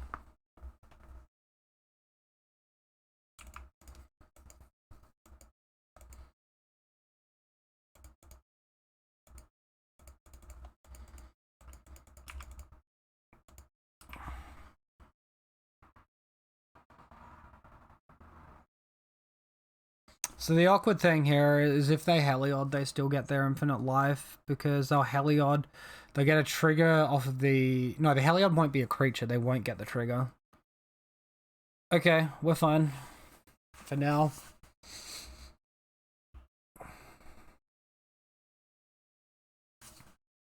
There's the Skyclave Apparition. Oh, they can't do crazy actives anyway because of Suppression Field. So we lose our Gadok Teague here most likely.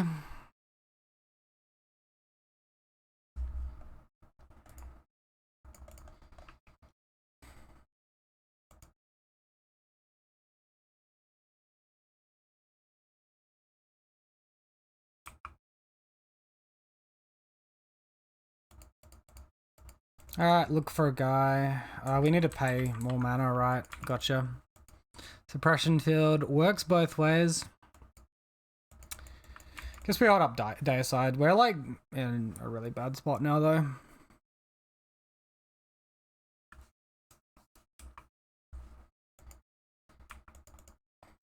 Opponent can just kill us on normal beats almost. Okay.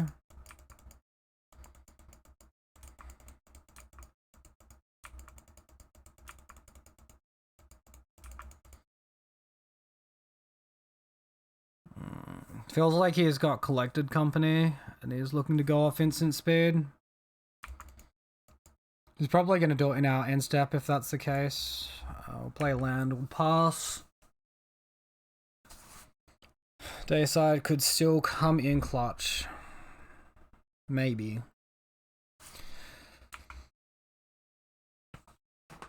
You got like a pretty good hand if we hit hexproof creatures. Conclave Mentor as the only find. That's okay.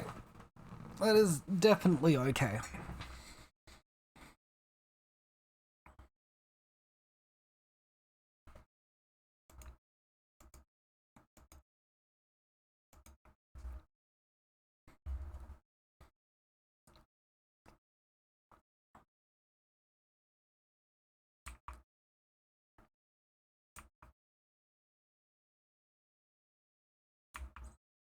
Alright, well, we're just taking a bunch of damage here. There's nothing we can do about that. Going to 10.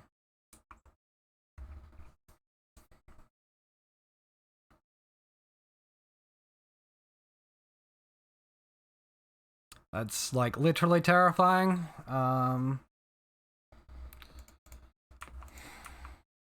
Yeah, we just lose this. I'll play it out, but he's just going to sack this. If he sees a creature, he's going to sack it so we can't play any auras. And then we're just dead to the next attack.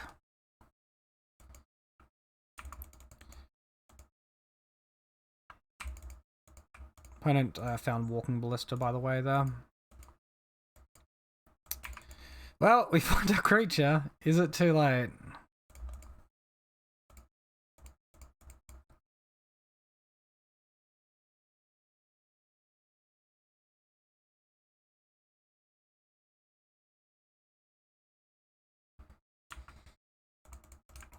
Okay, I guess we're not quite dead, because sacking Ranger stops them from attacking for 1,000,000. Although then they can just play a Walking Ballista on 3 and kill us.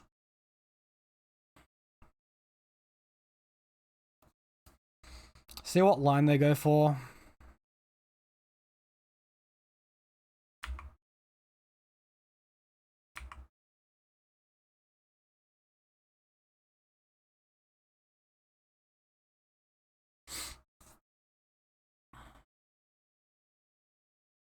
Can like trade with the Oriok champion and then we're not like literally dead, but then we're just dead to Walking Ballista the following turn. If we sack Horizon Canopy, it's going to cost us extra. Oh, actually, Walking Ballista costs mana to activate. Never mind. Fuck. That's gotta be game.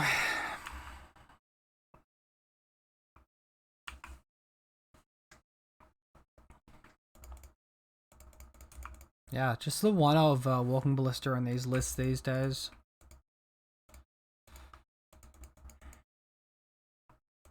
Strangely enough, like Path to Exile would just be way better at keeping us alive there. Alright, so we'll try for it. He hasn't sacked yet, but he can like sack in response and stop us from casting anything else. Alright.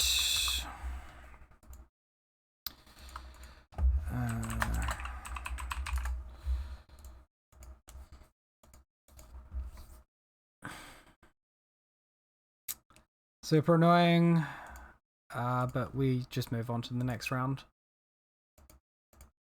Alright, so here we are for the 5th and final match. We're versing Wolfer and I have no idea what that means. Lost the die roll, on the draw, opponent miles to 6, we're doing the same. Alright, well, you know, a hand with some actual cards, like a creature, would be good here.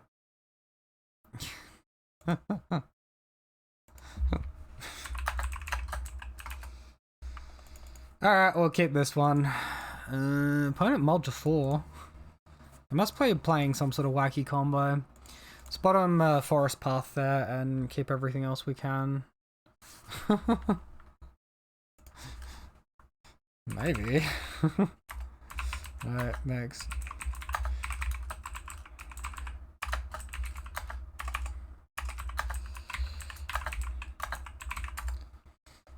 Yep. Yep.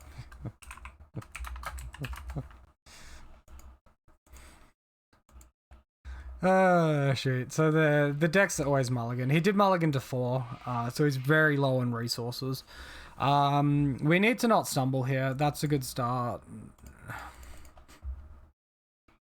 The decks that love to like mulligan are like these decks and Bogles, but just no one really plays Bogles. I'd say I verse like 20 of Dredge or Tron before I verse a Bogles deck. No. Yes, sir.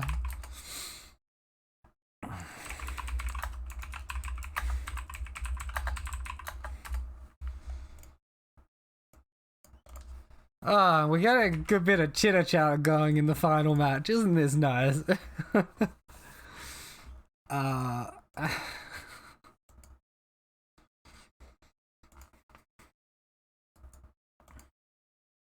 hopefully they whiff on this Stirrings and we can steal a game 1. That'd be pretty strong for us. Wormcoil? Well, our hand is okay against Wormcoil. They play second Tron land. Jesus, mate, calm down. Into map? Yeah, I mean, like, Tron mulligans to nothing and then it does this. And, like, the one time I play Tron, it mulligans to nothing and does nothing. Alright, we'll keep Hyena Umbra and Grispoon Secret here.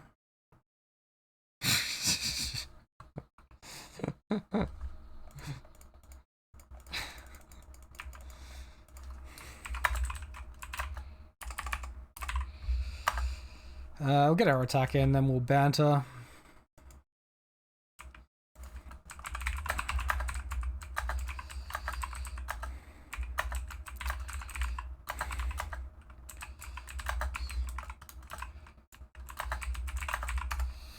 Alright, the second map.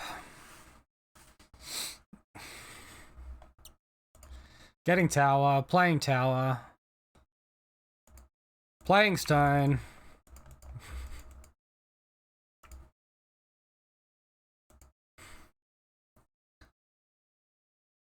Like, the 7 mana wouldn't be so overly tuned if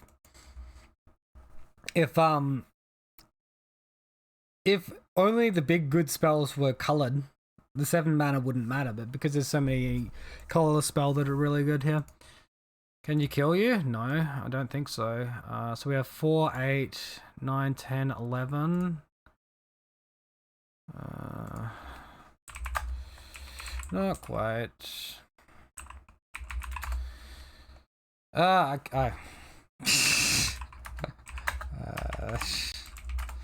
Alright, so...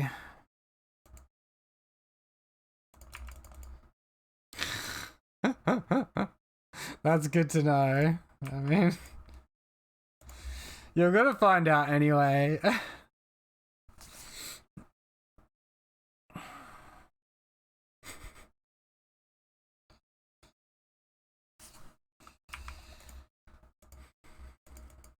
We like live through what he's doing.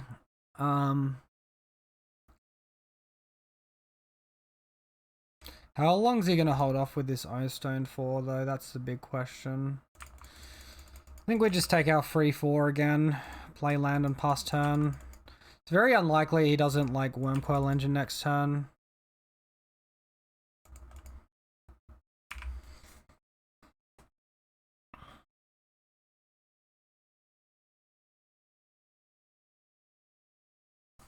If we go for too much damage there, they're just going to pop it early and then we're going to have like no follow-up enchantments. Go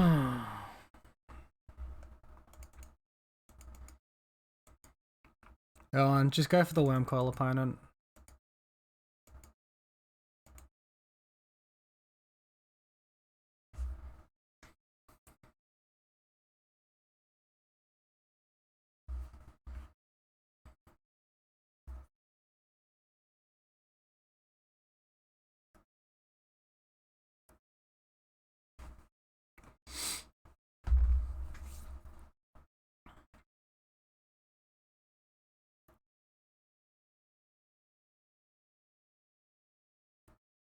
He really doesn't want to go for it, and he really wants to go for it at the same time. Like, obviously, playing Wormcoil is, like, so good in so many spots. Or he just has Karn-Great Creator into Ensnaring Bridge, and we just fucking lose. I hate this fucking card so much, dude. Can they just ban it already? Like, honestly, can it just get fucking banned? It's ridiculous. It's absolutely ridiculous. The shit it enables is not fair. I don't care if they've like banned a whole bunch of other pieces. The shit this enables is not okay. It's just not. So attack Khan so they can't neg for a bridge. This is going to be hard though.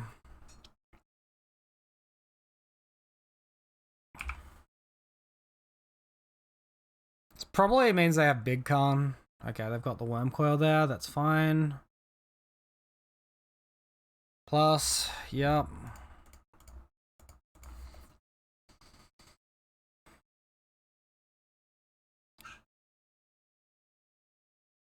We just have to kill Khan. We don't have a choice here.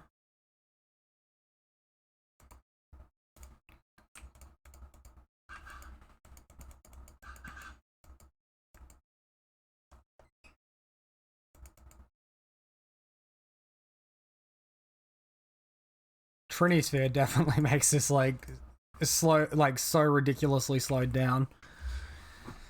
All right.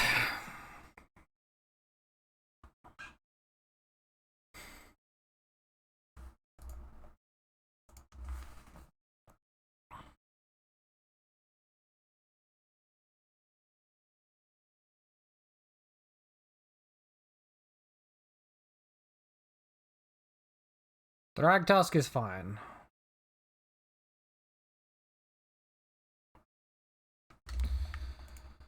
Crack, Thin, Deck.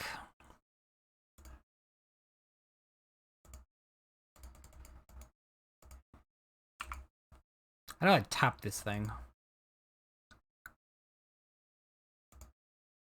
Pretty good as well. Alright, at least we're drawing well. That 5 life is like obviously supremely annoying though.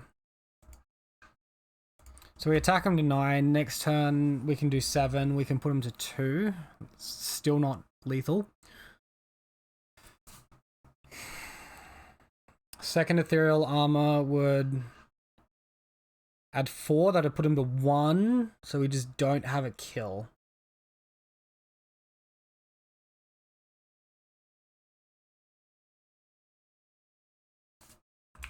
Alright, this is where the trouble begins.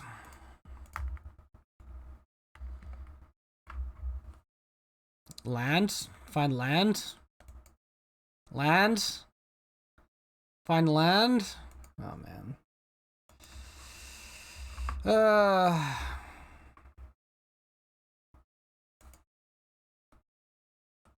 Find bridge. Find bridge. We slowly die.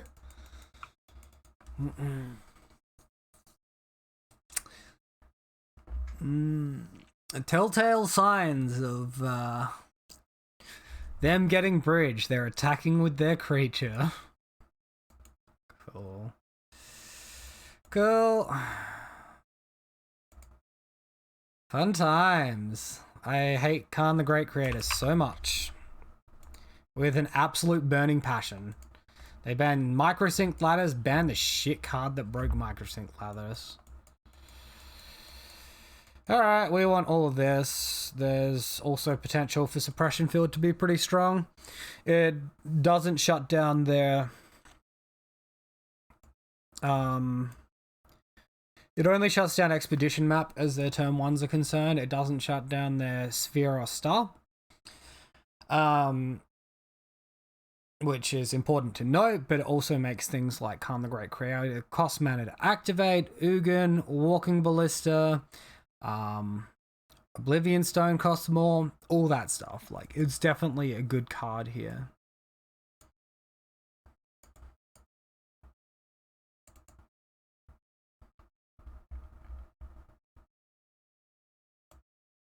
Say Path and Grispoon are our weakest cards, and then we can choose between removing a land or a Spirit Dancer.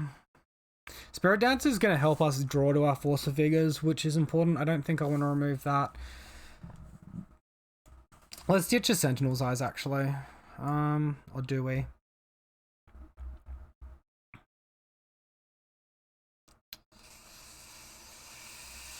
I guess so. Sentinel's Eyes is really good with core Spirit Dancer, like reoccurring stuff, but I guess this is... That was more against Eldrazi Tron that ran Chalice of the Void. They might have Chalice in the sideboard off of a Khan, though. Yeah. Keep. Snap. Freaking keep. 100% snap keeping this stuff. We could lead on Dread Arbor. It's worse against specifically Dismember. Them doing a turn 1 Dismember.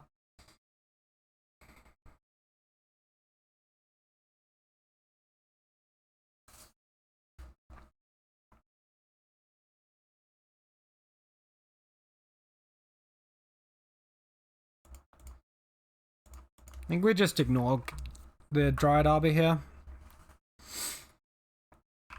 I really don't like losing my turn 1 to someone that kept a 7 and probably has Natural Tron. So, like, even here, they can still go for Blast Zone off of that map there. Although, this will make it a lot harder for them. Jam this to all high heaven. This can make Tron so awkward. So unbelievably awkward off this one card.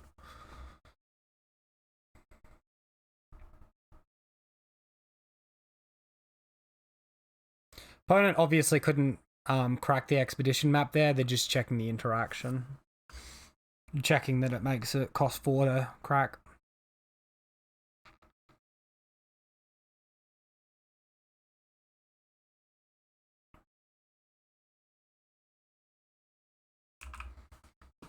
These Chromatic Spheres, however, can be just cracked for 1 because they're mana abilities.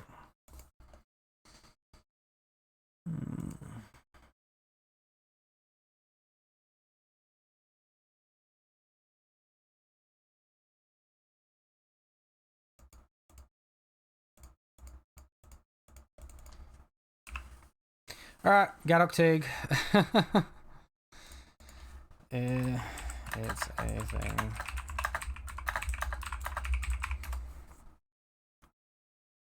Stops. Goes to G Tron.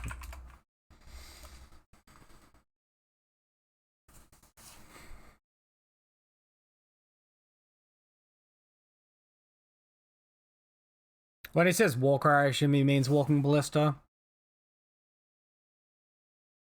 Yes. I'm like telling him this because he can Google it anyway.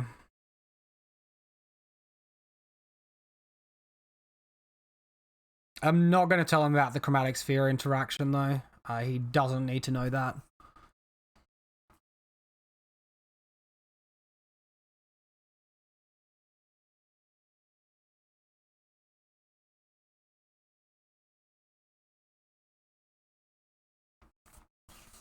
Alright, he cracks it anyway, but he floats 2 instead of 1, so I'm not sure that he knew about it. Maybe he doesn't have anything to do with the second mana. Yeah, mana.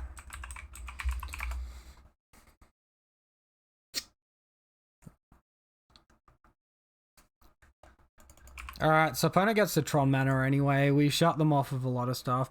They've sort of indicated they have Walking Ballista, but we're going to play around that with the Spirit Mantle anyway. Another map.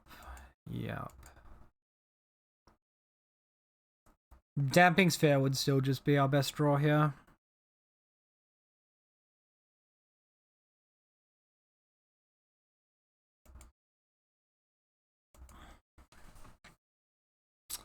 So what can they do next turn? They can potentially already have a Tron land or draw it, have access to 10 mana. Can't really play around Oblivion Stone, so we're not going to. Alright, let's just go hard on Teague and attack with the Dried Arbor as well.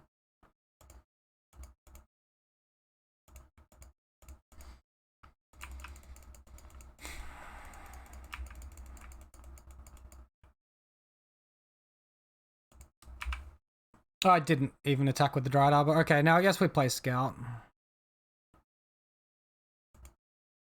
I just skipped through my turn. Okay, I just wasted a damage there, which is potentially awkward if he doesn't have a creature this turn, but does next turn.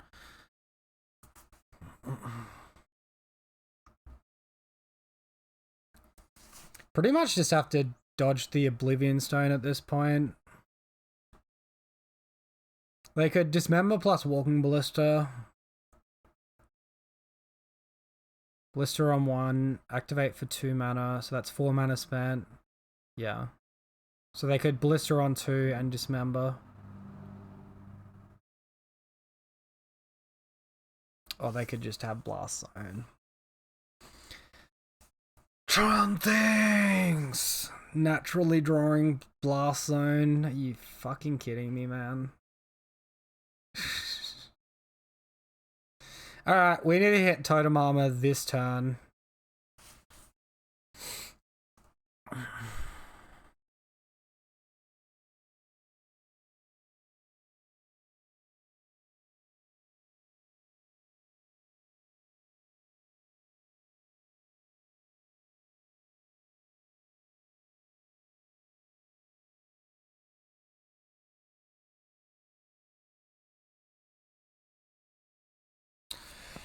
Chromatic Sphere, sure.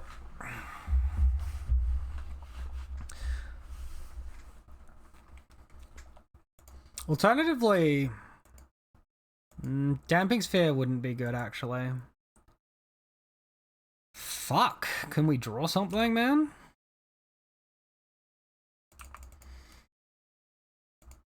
I guess Blast Zone costs 2 more to activate, actually.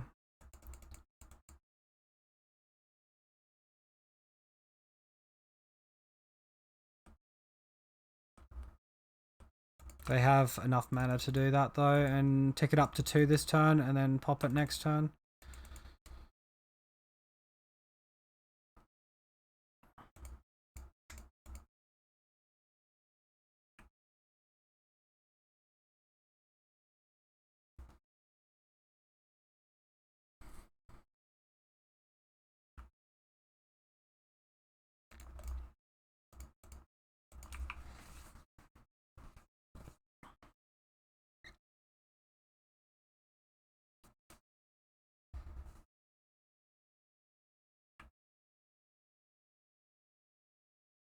Blast Zone on 2 is an absolute wrecking ball, but at least these Horizon Canopies are going to be cheaper to cycle. I think we drew too many lands here, and like if we have something slightly more aggressive like a Rancor or some Totem Armor for protection, then like we just win, but instead this is just like stuffed.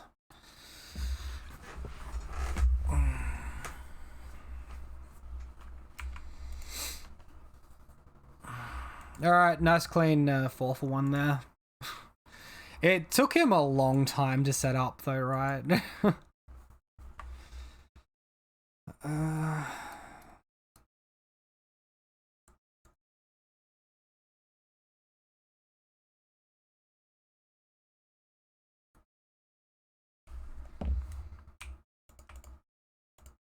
We could still draw another Gadok Teague and stonewall them really hard. It looks like they're soft to Gadok Teague at the moment with their hand makeup. Start off by cycling a Horizon Canopy. Oh boy.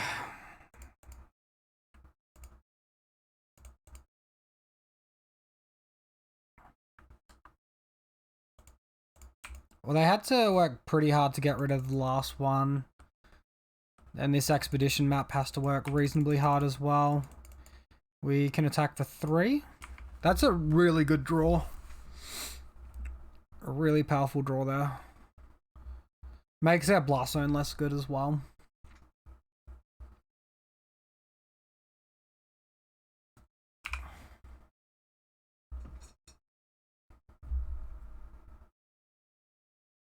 Alright, so they just go after Urza's tower. They might only have 1 Blast Zone in their list. They can make a giant walking ballista and attack our land here. Kill our Teague.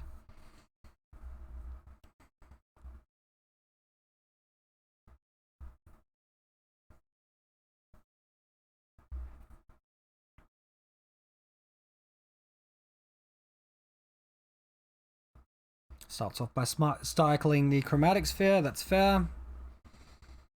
Fucking Thragtusk, go away, man.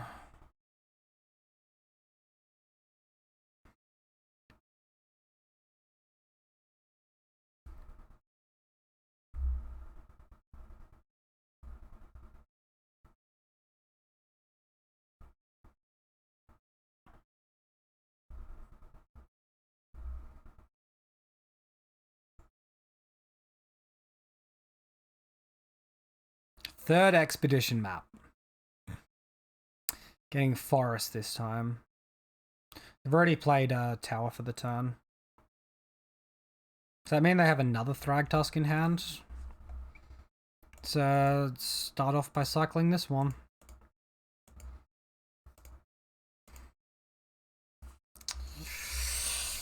Beast is like really annoying. Let's cycle our other one. Cool.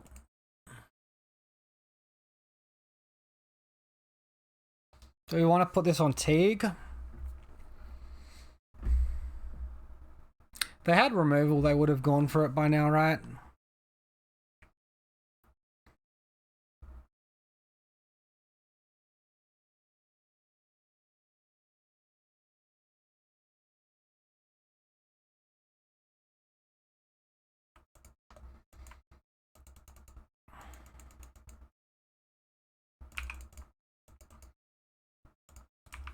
Alright, so we attack for 4. They're going to block 3 of it.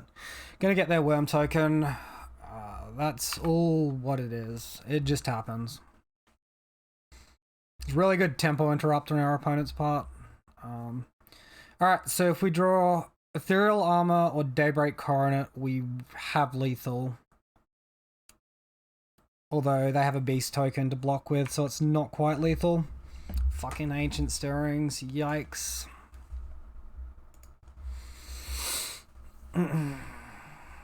What broken card are they finding?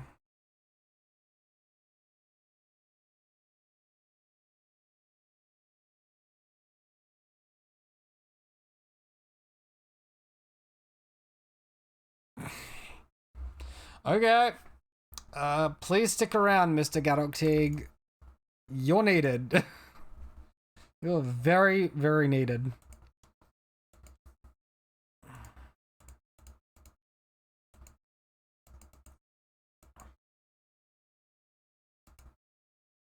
Six, 7, 8, 9.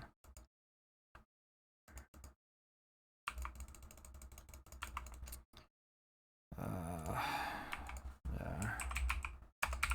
Let me just.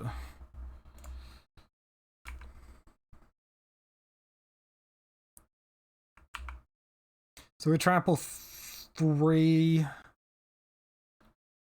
That's like so close to being lethal, man. We can put him to 2 in that spot.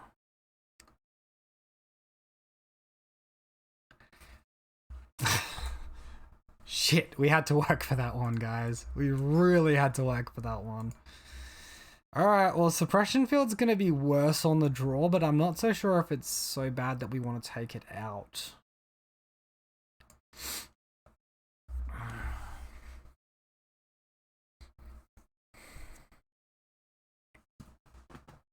I wonder if, like, that fixes... sort of, like, maxed out light-wise anyway. Okay.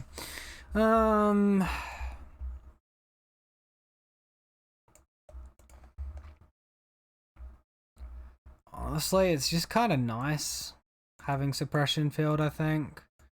What did we side out? Like 4 auras, which are the Grispoon and the Sentinel's Eyes. So these are like our sideboard cards, and these are our auras.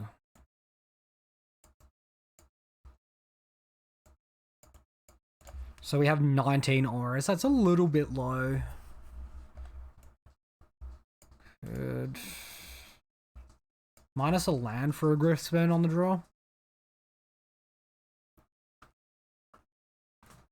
Hey, puppy. Since my opponent left the game, what? Must have DC'd or something. Anything else we want to do here?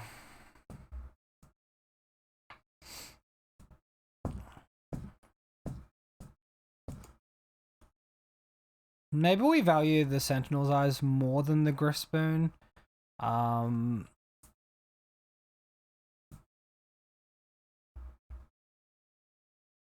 Join the game. Maybe when you confirm sideboard, it has that text or something funny.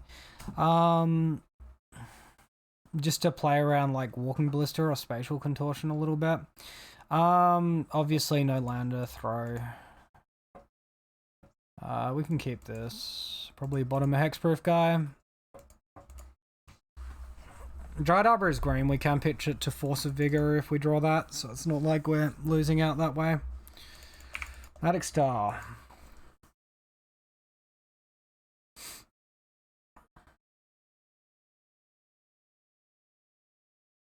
Temple Garden. Alright.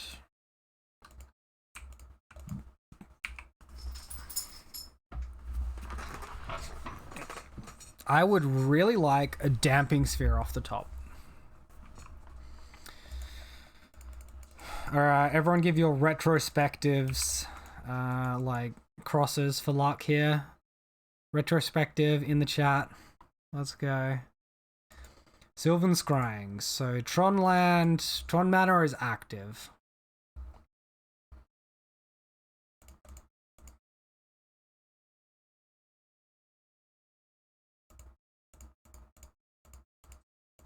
And we break. Okay.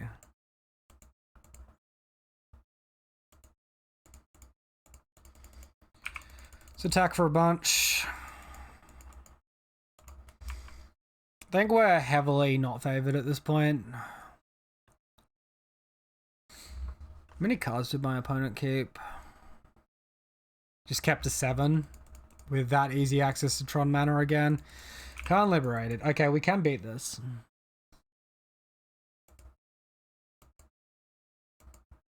We will need to kill the con though. He's gone after Rancor. We, however, cannot beat Ugin.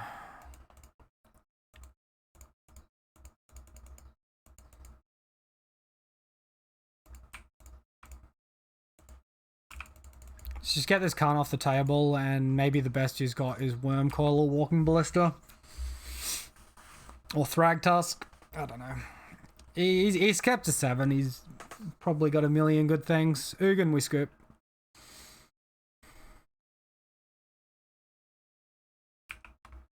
Alright, it's not Ugin.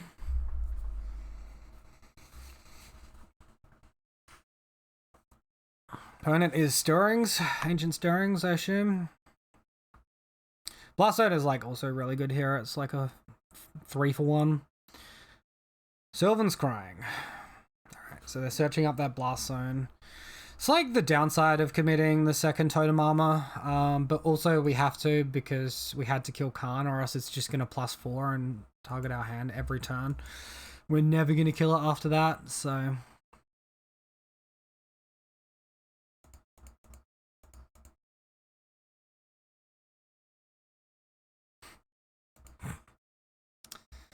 Got to be some sort of meme here. At least we got Totem Armor. It's interaction.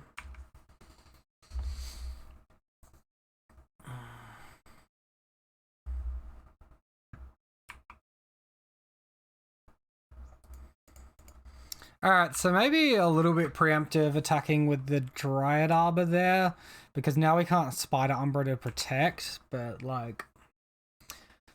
honestly, we're like so low on resources. I'd say we're like below 5% to win. He's still got 4 cards in hand, has access to like 9 mana.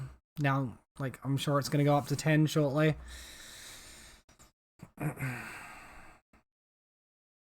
Just have to beat a Worm Coil engine without Path to Exile or... yeah, anything.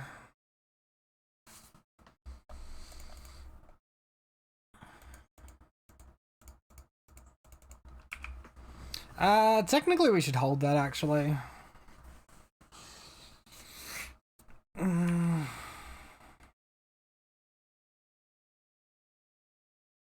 Yeah, opponent had an extremely good hand, and we didn't have Gadok Teeg interaction, so... with Gadok Teeg interaction, we slow the game down a lot, and we're in a much better spot. Getting Forest this time. Sanctum. Well, that's fucking terrifying. Getting Sanctum, playing Forest. We can, like, still technically come back if we, like... if they have nothing and we Daybreak into stuff. Like, maybe they're just holding 4 lands. Hello. Hello, handsome.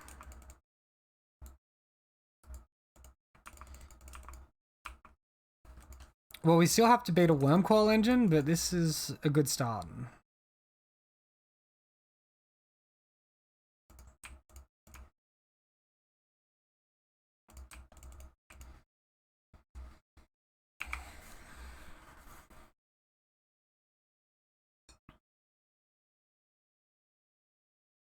Although, now they've just got 6 lands anyway. For some reason, they're not playing this Sanctum. It seems a bit odd. Technically, we're better off blocking here. In case he has some sort of wrath effect for our creatures, like another Rowstone or something. Daybreak. Alright, not Daybreak, but an Aura. I'll take it.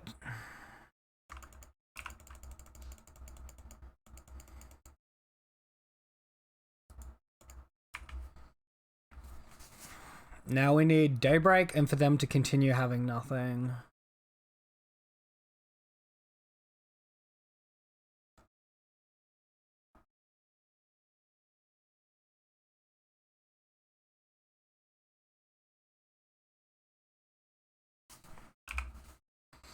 Another expedition map, but we've already seen they've not got much good to search for.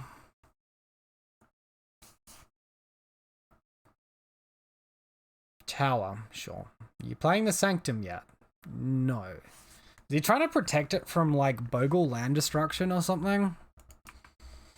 Alright, so we take this. I'll block it with the Dryad Arbor next turn.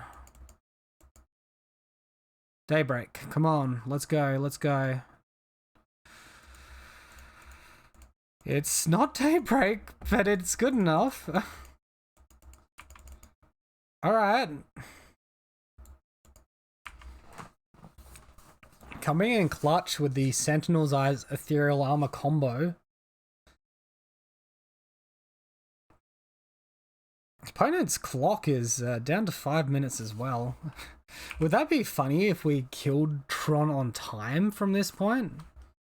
We have to block this. If he's got Nature's Claim, he's got it.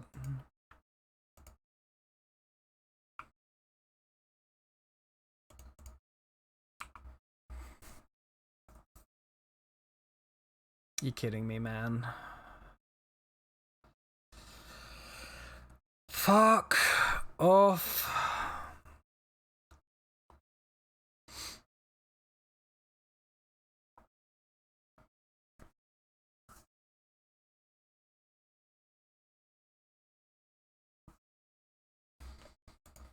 I guess we didn't technically have to block it, but we had to stop our opponent from doing what they were doing.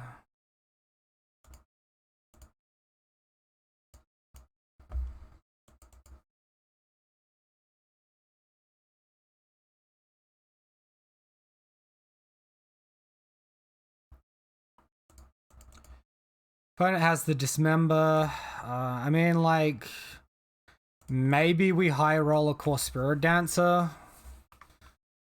Like, very maybe. But even then, the Sentinel's Eyes is going to cost 1 extra to cast, so we can't cast a third spell.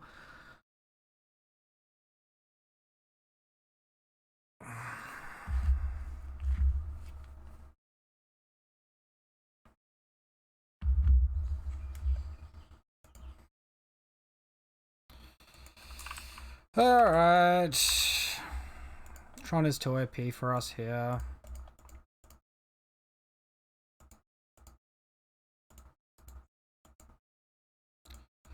Cool, we concede to the 7/7 worm.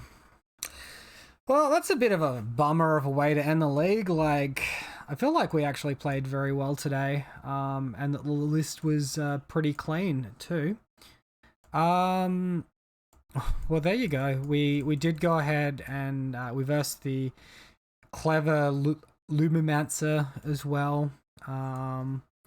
We beat that deck. We beat the humans deck. We just lost to a couple of the big decks in the format that are bad matchups anyway. Yeah, well, that's it from me today, guys. I do hope you enjoyed the video. It's been a bit of a long one, so thank you for if you stuck around until the end. Have a wonderful day. I'll see you next time.